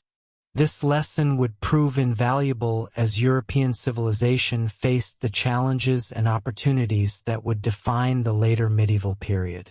The flexibility and adaptability that had characterized Viking culture provided a model for how traditional societies could respond to the rapid changes that were reshaping the medieval world. The Viking Age was ending, but its influence on the course of European development was just beginning. The networks of trade and communication that Viking expansion had created would provide the foundation for the commercial revolution of the High Middle Ages. The political institutions that had emerged from Viking consolidation would serve as models for royal government throughout Northern Europe. The cultural synthesis that had resulted from Viking adaptation would contribute to the intellectual and artistic achievements of medieval civilization. Most importantly, the Viking example had demonstrated that the boundaries between civilization and barbarism, between Christian and pagan, between European and foreign, were far more fluid than medieval theorists had imagined. The successful integration of Viking culture into European civilization had shown that cultural difference was not necessarily cultural opposition, that foreign influences could strengthen rather than weaken traditional institutions. As the 12th century dawned and the last Viking kings transformed themselves into medieval monarchs, the age of expansion was truly over. But the age of influence was just beginning as the achievements and innovations of Viking civilization began their long process of shaping the development of medieval Europe in ways that would extend far beyond the territories that longships had ever reached. The dragon-headed ships that had once carried terror across the North Sea were being transformed into merchant vessels that carried trade goods and cultural innovations. The warriors who had once struck fear into Christian hearts were becoming the guardians of Christian kingdoms. The raiders who had once seemed to threaten the very foundations of European civilization were becoming integral parts of that civilization's continued development. The Viking Age was ending, but the Viking legacy was eternal. The longships lay empty on beaches that had once echoed with war cries. The workshops that had forged axes for conquest now hammered out plowshares for peaceful fields. By the dawn of the 12th century, the transformation was complete, yet few understood what they had witnessed. The metamorphosis of Europe's most feared warriors into its most successful medieval rulers. But this ending was also a beginning. The networks that Viking expansion had created didn't disappear with the last raid. They evolved into something far more sophisticated and enduring. The same routes that had carried raiders to distant shores now supported merchant fleets that connected the Arctic to the Mediterranean in commercial relationships that would define European prosperity for centuries. The Hanseatic League, that great confederation of trading cities that would dominate northern European commerce throughout the later medieval period, was built directly upon foundations that Viking merchants had established. The trading posts at Novgorod, the commercial networks that connected Scandinavia to Byzantium, the urban centers that had emerged from Viking settlements, all of these provided the infrastructure that medieval merchants would use to create the first truly international economy in European history. Hamburg, Lübeck, Bergen, Stockholm. These weren't just cities that happened to emerge after the age ended. They were the direct descendants of Viking trading centers, evolved and expanded, but retaining the essential characteristics that had made their predecessors successful. The same understanding of maritime commerce, the same flexibility in dealing with diverse populations, the same willingness to adapt local customs to international requirements that had characterized Viking trade, continued to define these medieval commercial hubs. The merchant families that dominated these cities often traced their ancestry directly to Viking settlers, but their identity had been completely transformed. Where their ancestors had combined trading with raiding, these medieval merchants pursued purely commercial objectives. Where earlier generations had relied on military intimidation to secure favorable terms, their descendants used diplomatic negotiation and legal frameworks. The tools had changed, but the fundamental skills, cultural adaptation, strategic thinking, organizational capability remained remarkably consistent.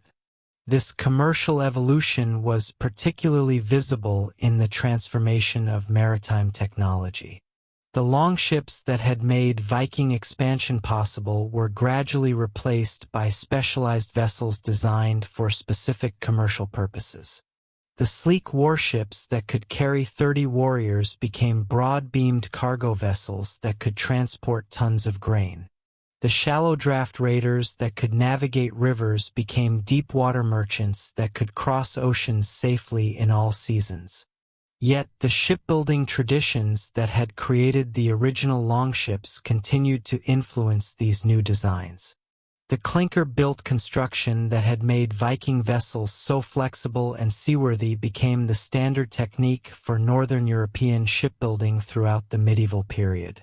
The understanding of wood, water, and wind that Viking shipwrights had developed through centuries of experimentation provided the foundation for the maritime revolution that would eventually carry European explorers to every corner of the globe.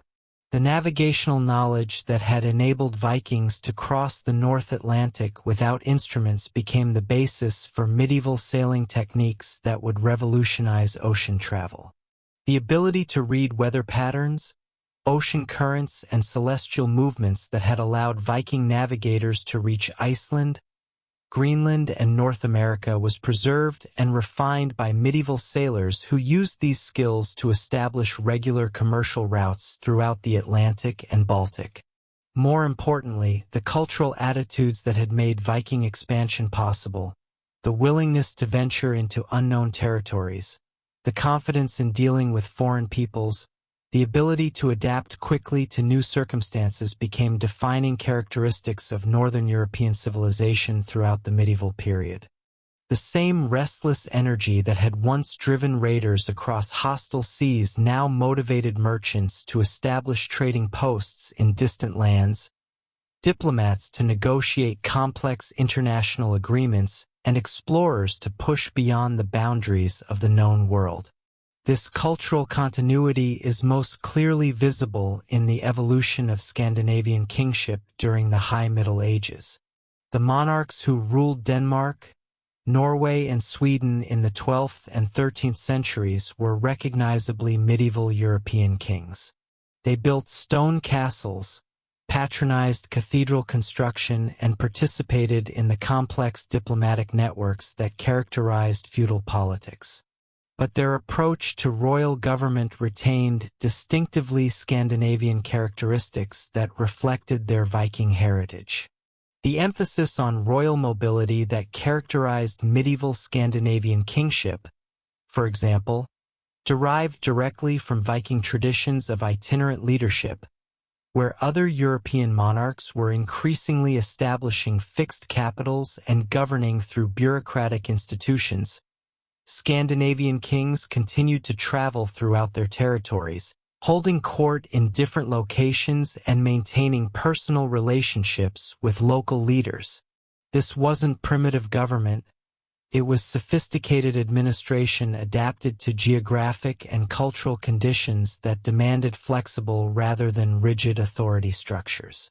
Similarly, the continuing importance of assemblies and consultative institutions in medieval Scandinavian politics reflected the preservation of Viking traditions of collective decision-making within monarchical frameworks.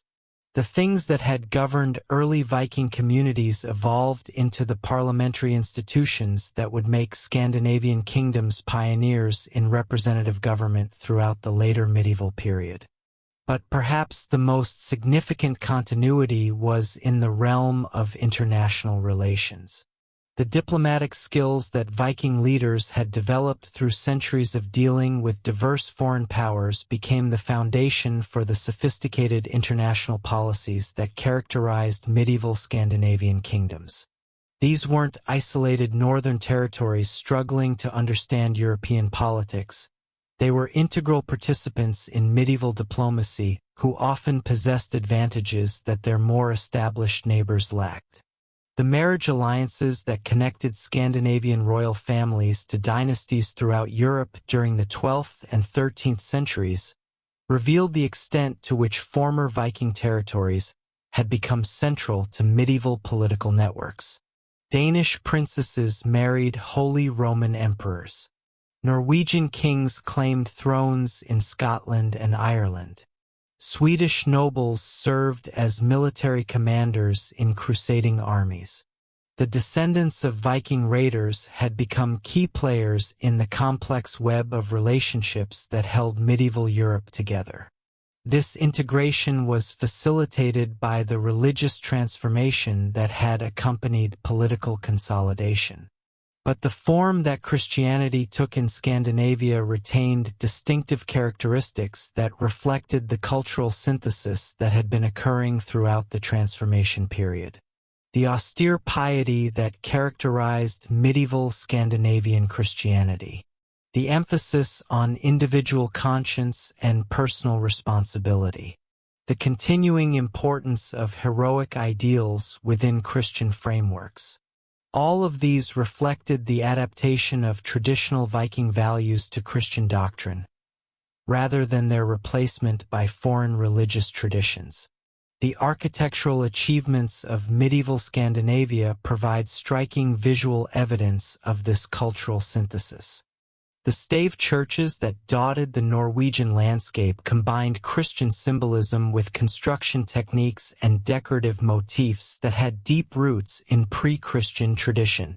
These weren't crude attempts to copy foreign models, but sophisticated architectural innovations that created distinctively Scandinavian forms of Christian expression. The carved portals of these churches reveal the complexity of the cultural transformation that had occurred. Biblical scenes were rendered using artistic conventions that derived from Viking metalwork and wood carving. Christian saints were depicted with attributes that recalled pagan heroes. The dragons and serpents that decorated church doorways weren't just ornamental. They were symbolic representations of the conquest of pagan forces by Christian virtue, but rendered in forms that preserved the artistic traditions that had created the original dragon-headed longships. This artistic synthesis extended to manuscript illumination, metalwork, and sculpture throughout medieval Scandinavia. The famous Lewis chessmen, carved in the 12th century, but discovered centuries later on a remote Scottish island, exemplify the cosmopolitan character that Scandinavian art had achieved. These ivory pieces combine Norse carving traditions with European gaming customs and artistic influences that could only have emerged from the international networks that Viking expansion had created. But the most important artistic achievement of medieval Scandinavia was literary. The saga tradition that flourished in Iceland during the 12th and 13th centuries represented not just the preservation of historical memory, but the creation of entirely new literary forms that would influence European literature for centuries. The narrative techniques developed by saga writers, the use of understated prose to convey powerful emotions, the complex character development that revealed psychological depth, the sophisticated plot structures that balanced multiple storylines, established literary conventions that wouldn't be matched elsewhere in Europe until the Renaissance. These literary innovations weren't accidental. They reflected the cultural needs of societies that were attempting to preserve traditional values within radically changed circumstances. The saga writers understood that they were creating more than entertainment. They were crafting cultural documents that would enable future generations to understand their heritage, even as that heritage was being transformed by historical forces beyond anyone's control. The success of this literary preservation project is evident in the continuing influence of Viking imagery and values in modern culture. The emphasis on individual heroism, the celebration of exploration and adventure, the complex honor codes that balance personal ambition with community loyalty. These characteristics that we associate with Viking culture derive largely from medieval literary sources rather than from contemporary accounts of the Viking Age itself. But this literary transformation also reveals the profound changes that had occurred in Scandinavian society. The heroes of the sagas are typically men who lived according to traditional values in a world that was changing around them. They are often tragic figures whose adherence to ancient codes brings them into conflict with new realities they cannot fully understand or accept. The saga writers weren't just celebrating the past. They were exploring the tensions between traditional and modern values that continued to define their own contemporary experience. This literary exploration of cultural change was particularly important because it provided a framework for understanding the transformation that had occurred throughout Scandinavian society.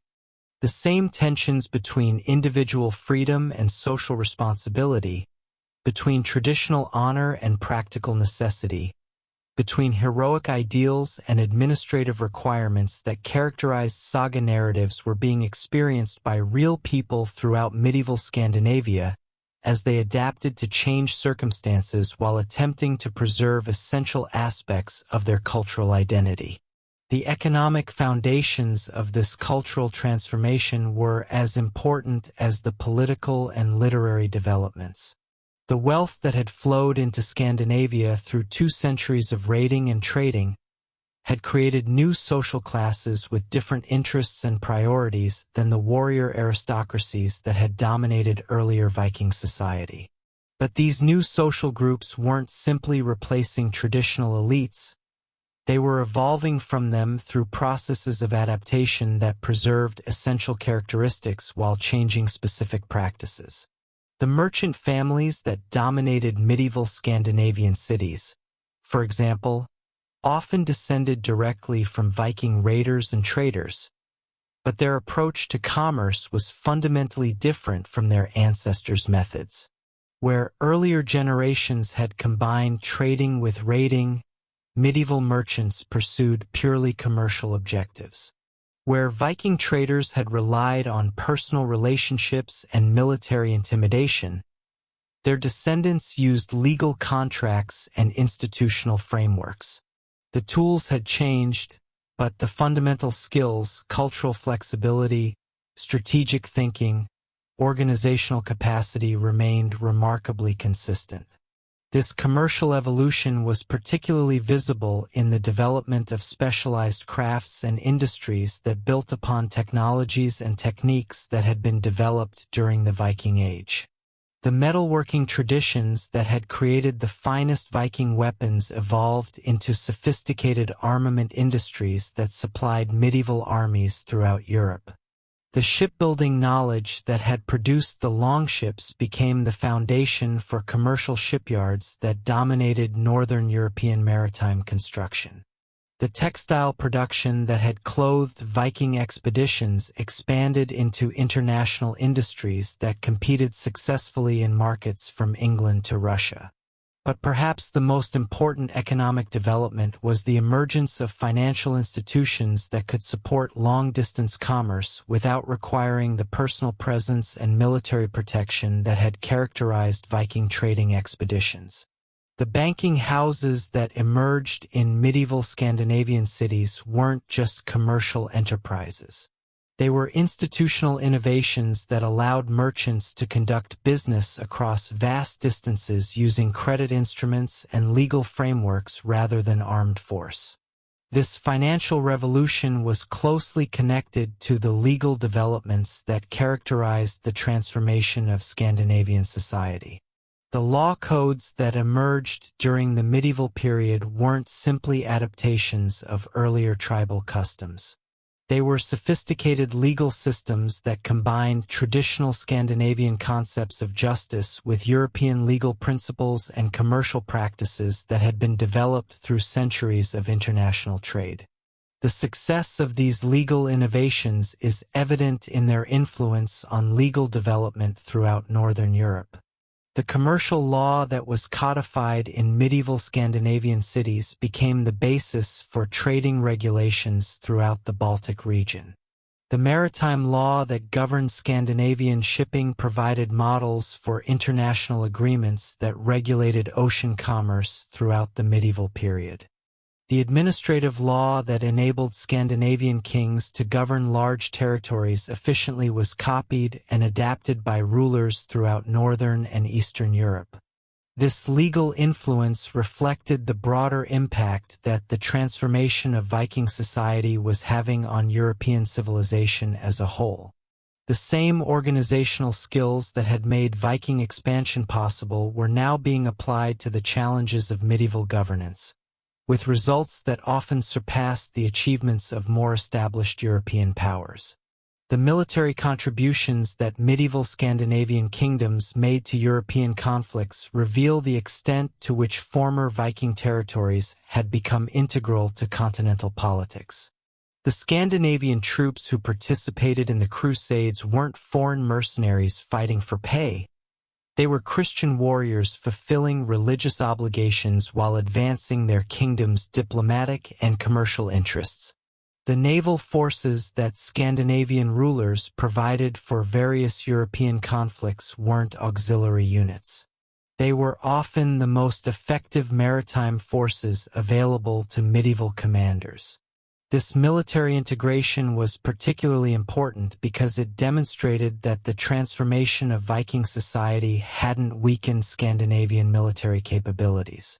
It had redirected them toward objectives that aligned with broader European interests, while preserving the tactical innovations and technological advantages that had made Viking warriors so formidable.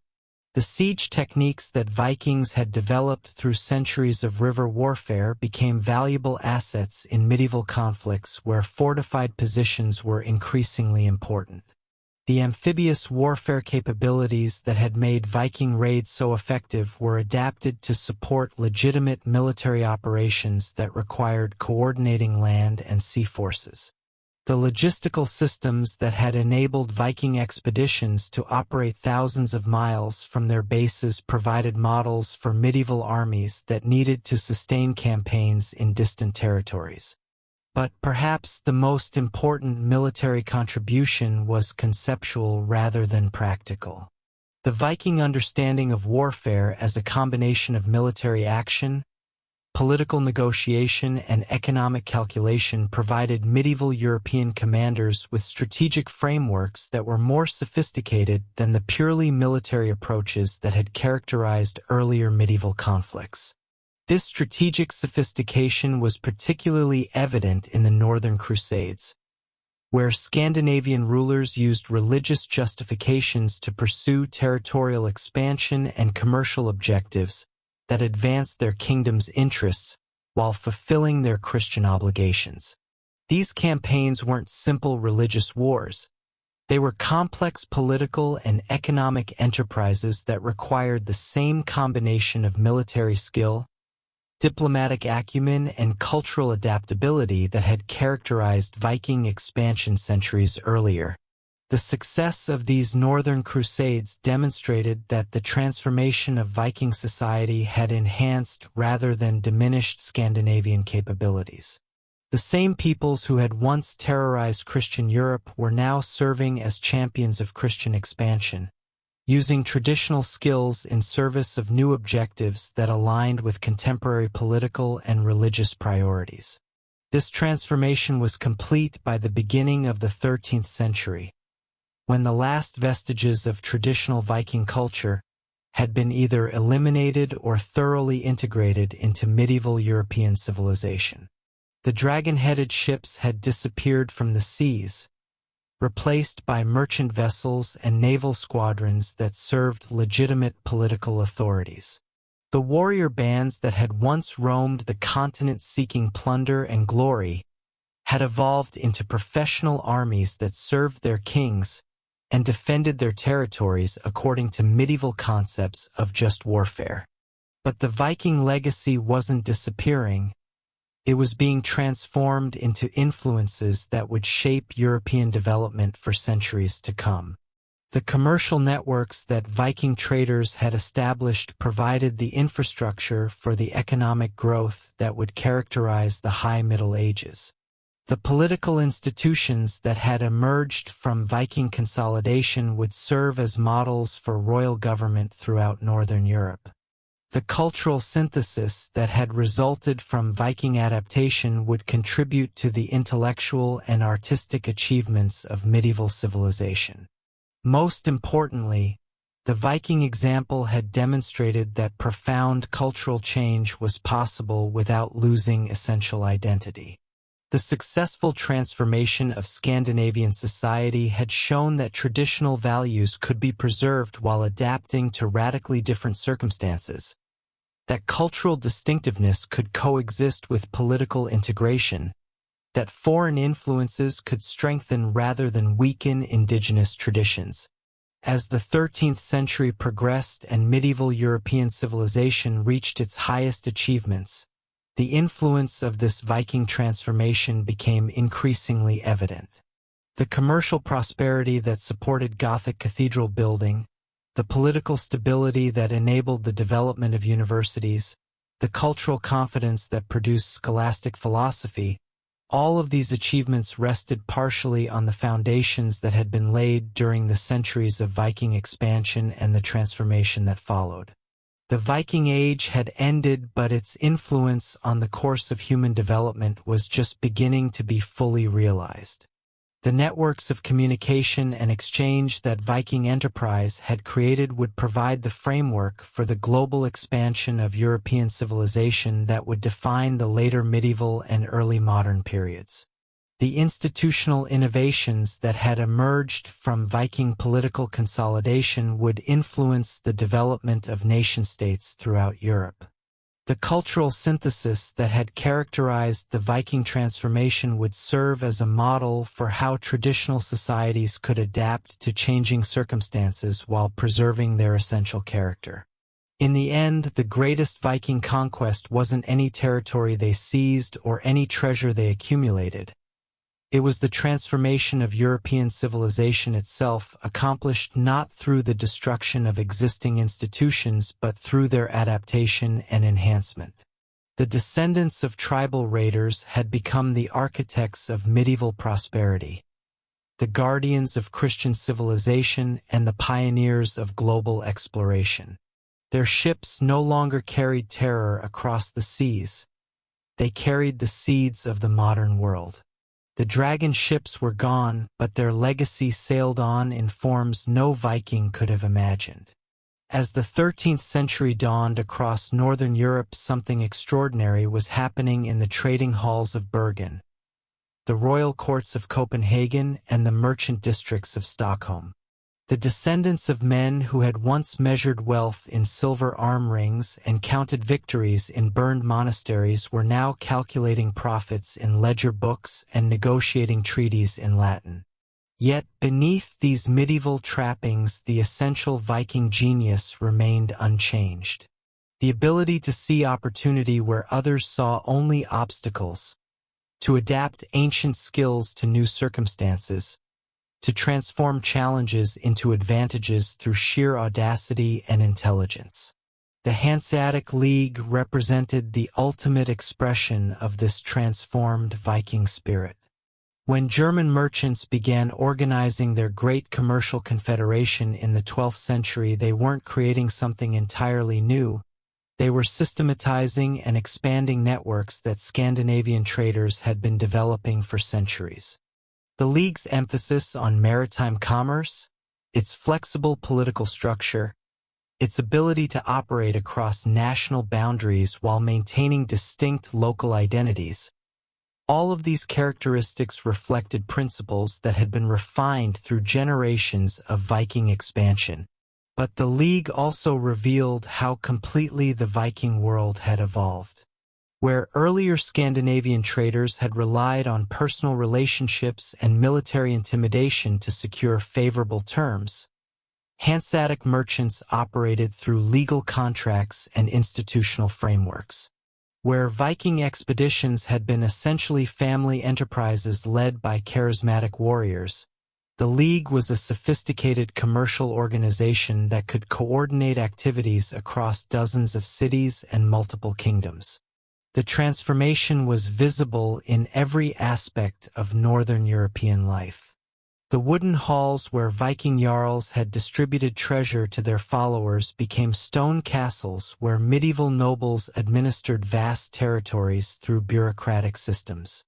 The Thing assemblies where free farmers had debated community issues evolved into parliamentary institutions that would pioneer representative government throughout Europe. The skaldic poetry that had celebrated individual heroism was replaced by chronicles and histories that documented collective achievements.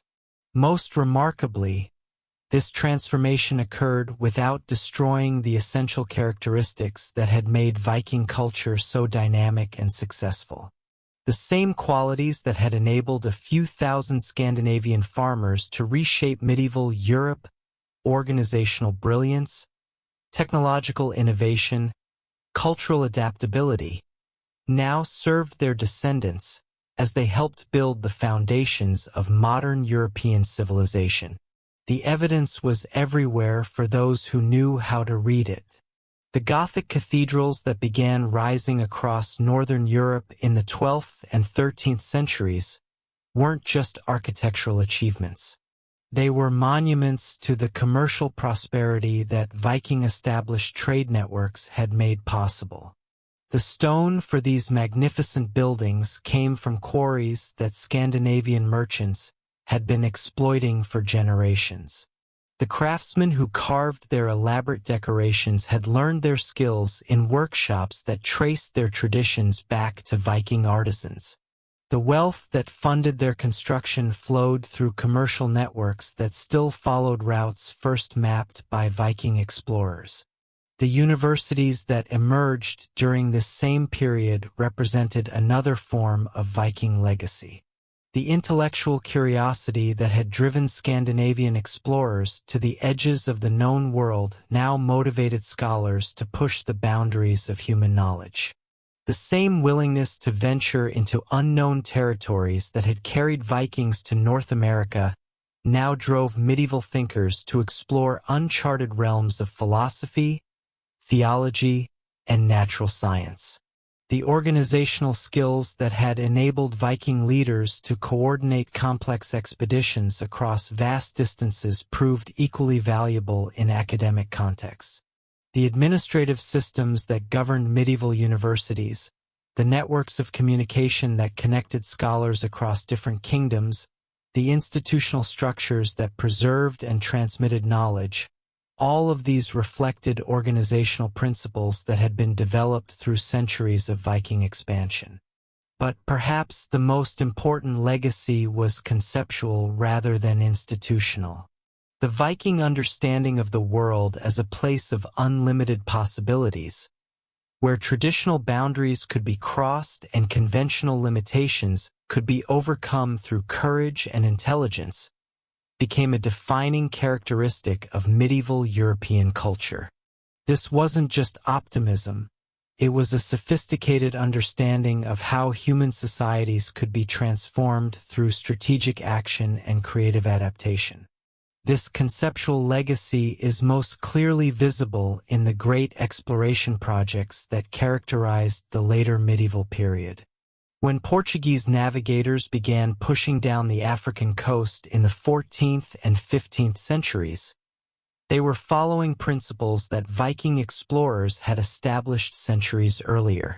Systematic reconnaissance, careful documentation of discoveries, establishment of supply bases to support extended voyages, and most importantly the understanding that geographic knowledge was the foundation of commercial and political advantage.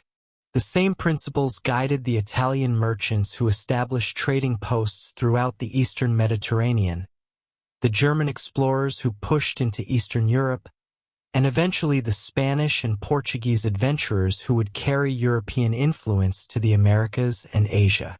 All of these enterprises reflected the Viking insight that mobility and adaptability were more valuable than static defensive strength, that cultural flexibility was more important than rigid adherence to traditional practices. The technological foundations for these later achievements had also been established during the Viking Age. The shipbuilding techniques that had created the longships evolved into the maritime technologies that would enable global exploration. The navigational knowledge that had carried Vikings across the North Atlantic became the basis for the oceanic sailing methods that would revolutionize world commerce. The metallurgical skills that had produced Viking weapons contributed to the armament industries that would give European powers their decisive military advantages in global conflicts. But technology alone couldn't explain the extraordinary success of European expansion during the later medieval and early modern periods. The crucial factor was cultural. The Viking inherited understanding that the world was a place to be explored and mastered rather than simply endured. This worldview had been refined through centuries of expansion and adaptation, creating mental frameworks that enabled European societies to respond creatively to challenges that might have paralyzed more traditional civilizations. The Black Death that devastated Europe in the 14th century provides a perfect example of how this Viking inherited adaptability functioned in practice. While the plague caused enormous suffering and social disruption throughout the continent, the regions with the strongest Scandinavian cultural influences often recovered more quickly and completely than areas dominated by more rigid social structures. The reasons weren't mysterious. Societies that had been shaped by Viking traditions of mobility and flexibility found it easier to adapt to the demographic and economic changes that the plague created. Commercial networks that had been established according to Viking principles of cultural adaptability proved more resilient than those based on fixed hierarchical relationships. Political institutions that reflected Scandinavian traditions of collective decision-making could respond more effectively to crisis than systems that depended entirely on royal authority.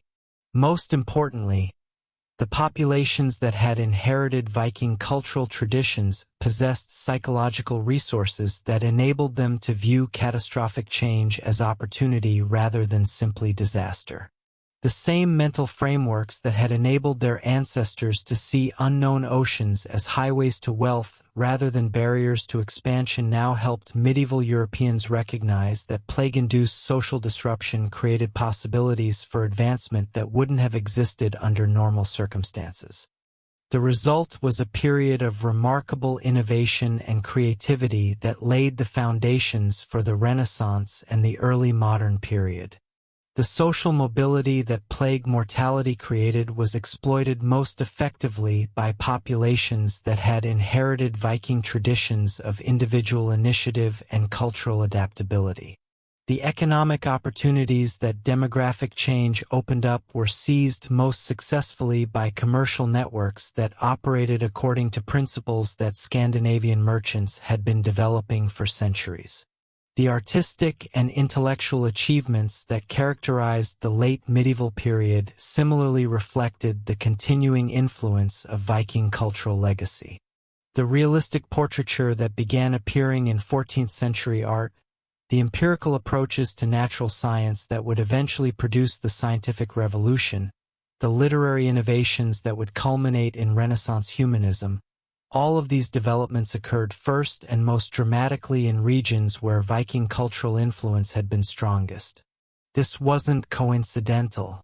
The Viking tradition of careful observation and practical experimentation, originally developed for navigation and exploration, provided crucial methodological foundations for the empirical approaches that would transform European intellectual life. The Viking emphasis on individual achievement and personal responsibility created cultural contexts that encouraged the kind of creative innovation that traditional hierarchical societies often suppressed. The Viking understanding of cultural synthesis and adaptation provided conceptual frameworks that enabled European thinkers to integrate diverse intellectual traditions into new and more sophisticated systems of knowledge. By the beginning of the 15th century, the transformation was complete. The tribal societies that had emerged from the fjords and forests of early medieval Scandinavia had evolved into the most dynamic and innovative civilization in human history. Their descendants ruled from London to Moscow, traded from Greenland to the Indian Ocean, and were preparing to carry European influence to every continent on Earth. Yet this extraordinary success contained within it the seeds of its own transformation. The same restless energy that had driven Viking expansion was now pushing European civilization toward global dominance. The organizational skills that had enabled Scandinavian raiders to coordinate complex expeditions were being applied to exploration and colonization projects that would dwarf anything the Vikings had attempted. The cultural adaptability that had allowed Viking settlers to integrate into societies from Dublin to Kiev was being used to establish European communities in environments that made even Greenland seem hospitable. The age of Vikings was over, but the age of European expansion was just beginning. The longships had evolved into caravels and galleons. The warrior bands had become professional armies and colonial administrations. The trading posts had grown into global commercial empires, but the essential spirit remained unchanged. The conviction that human intelligence and determination could overcome any obstacle, that cultural boundaries could be crossed and traditional limitations transcended, that the world was a place of unlimited opportunities for those bold enough to seize them. The final irony of the Viking story was that its greatest success was also its disappearance. The culture that had begun with a few thousand farmers in the remote corners of northern Europe had been so successful at adapting and expanding that it had transformed into something much larger and more influential than its creators could ever have imagined. The Viking Age had ended not with defeat but with victory so complete that it had consumed and transformed the victors themselves.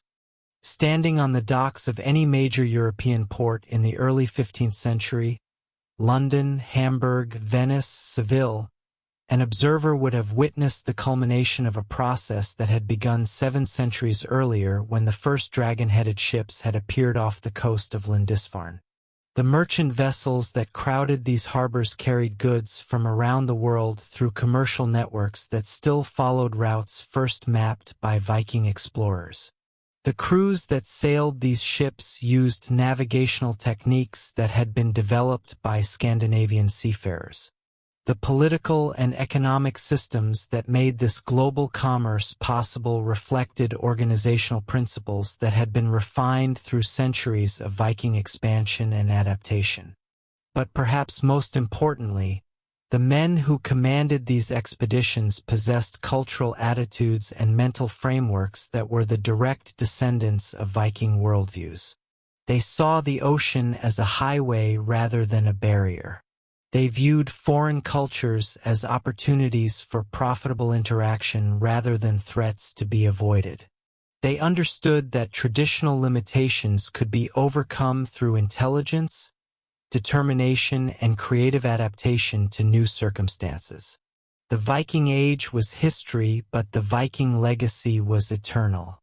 In every ship that sailed beyond the horizon, in every explorer who ventured into unknown territories, in every merchant who established trading relationships with foreign peoples, in every society that successfully adapted to changing circumstances while preserving its essential character, the spirit of the Vikings lived on.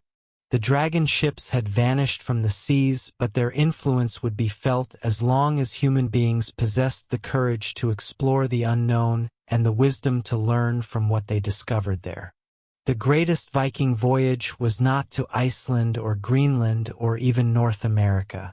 It was the journey from tribal obscurity to global influence, from local significance to universal legacy, from the margins of history to the center of human development. That voyage would never end because it lived on in every person who looked beyond familiar horizons and dared to imagine that the world could be different than it was, better than it had been, greater than anyone had previously thought possible.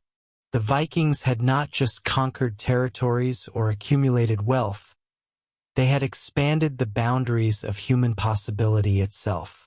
That expansion would continue as long as the human spirit retained the capacity for wonder, adventure, and the relentless pursuit of something more than mere survival. The story that had begun with mysterious strangers appearing from the northern mists had become the story of civilization itself, forever changed by contact with people who refused to accept that the world had limits that could not be crossed, challenges that could not be overcome, or dreams that were too ambitious to pursue. The Viking Age was over, but the age of endless possibility that it had created would endure forever. The echoes of their achievement ripple through time like stones cast into still water, each circle expanding wider than the last. In the merchant districts of medieval London, where traders from across the known world haggled over prices in a dozen languages. The organizational principles that governed their commerce traced directly back to the trading protocols that Viking merchants had established centuries earlier. The letters of credit that enabled a Flemish wool merchant to conduct business with a Novgorod fur trader without ever meeting face to face. These were refinements of trust networks that Scandinavian adventurers had pioneered when they first realized that reputation could be more valuable than sword strength. But perhaps the most profound transformation was invisible, woven so deeply into the fabric of European consciousness that contemporaries barely noticed its presence. The medieval mind that could conceive of sending ships beyond the edge of the known world, that could imagine profits from ventures that might not return for years, that could envision political alliances spanning continents. This was a mental landscape that the Vikings had created through their relentless expansion of what seemed possible for human beings to achieve. When Christopher Columbus stood on the deck of the Santa Maria in 1492, staring into the Atlantic vastness that stretched toward an uncertain horizon, he carried with him more than Spanish royal commissions and Italian ambitions. He carried the accumulated wisdom of generations of northern seafarers who had learned to read the ocean's moods, to trust their vessels to waters that had never known human presence, to believe that courage and skill could bridge any gap between the known and the unknown. The navigational techniques that guided his ships westward had been refined in the cold waters off Iceland and Greenland. The mental frameworks that allowed him to imagine reaching Asia by sailing west reflected a geographic understanding that Viking explorers had been developing for 5 centuries. Most crucially, the simple conviction that the ocean was a pathway rather than a barrier embodied a worldview that had been forged in the fjords of Norway and tested in the storms of the North Atlantic. Yet Columbus himself probably never consciously connected his enterprise to Viking precedents. The transformation had been so complete, so thoroughly integrated into European culture, that its origins had become invisible. The same process that had converted Danish raiders into English kings, Swedish adventurers into Russian princes, and Norwegian farmers into Icelandic republicans, had now elevated their collective achievements into universal human capabilities. This invisibility was perhaps the ultimate measure of Viking success. They had not simply conquered territories or accumulated wealth, they had expanded the boundaries of human imagination itself. The idea that ordinary people could cross vast distances, adapt to alien environments, and create new forms of civilization in previously empty lands had evolved from a distinctly Scandinavian innovation into a fundamental assumption of European culture. The implications extended far beyond exploration and commerce. The same mental flexibility that had enabled Vikings to thrive in environments ranging from the Russian steppes to the Greenlandic icefields now allowed European societies to adapt to challenges that would have paralyzed more rigid civilizations.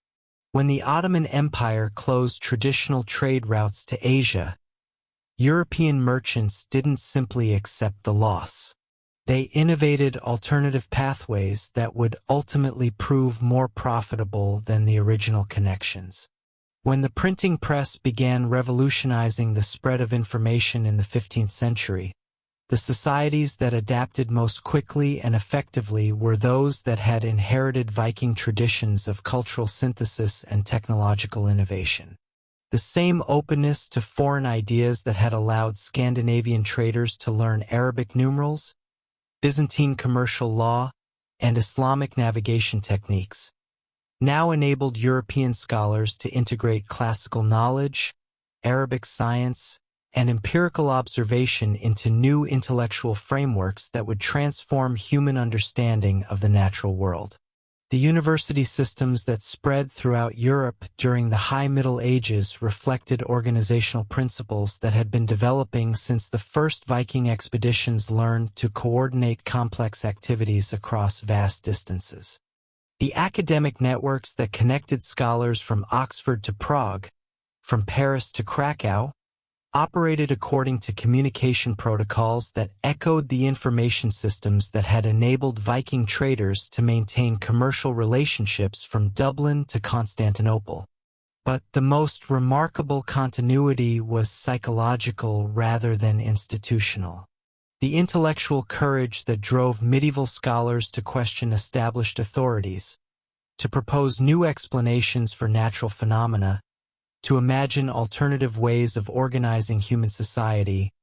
This reflected the same willingness to challenge conventional limitations that had originally motivated Scandinavian farmers to sail beyond familiar horizons in search of opportunities that might or might not exist. The scientific revolution that would transform European understanding of the physical universe during the 16th and 17th centuries had its conceptual roots in this Viking-inherited tradition of empirical investigation and practical experimentation. The same methodological approaches that had enabled Scandinavian navigators to develop sophisticated understanding of ocean currents, wind patterns, and celestial movements now guided European natural philosophers as they attempted to decode the mathematical principles that governed planetary motion, chemical reactions, and biological processes. When Galileo pointed his telescope toward the heavens and discovered that the moon had mountains, that Jupiter had satellites, that the Milky Way consisted of countless individual stars, he was employing observational techniques that had been refined through centuries of Scandinavian maritime exploration. The careful documentation of phenomena, the systematic comparison of observations, the willingness to accept evidence that contradicted established beliefs, all of these methodological principles had been developing since Viking explorers first began mapping unknown coastlines and recording the characteristics of unfamiliar territories. The political innovations that would reshape European governance during the early modern period similarly reflected the continuing influence of Scandinavian institutional traditions.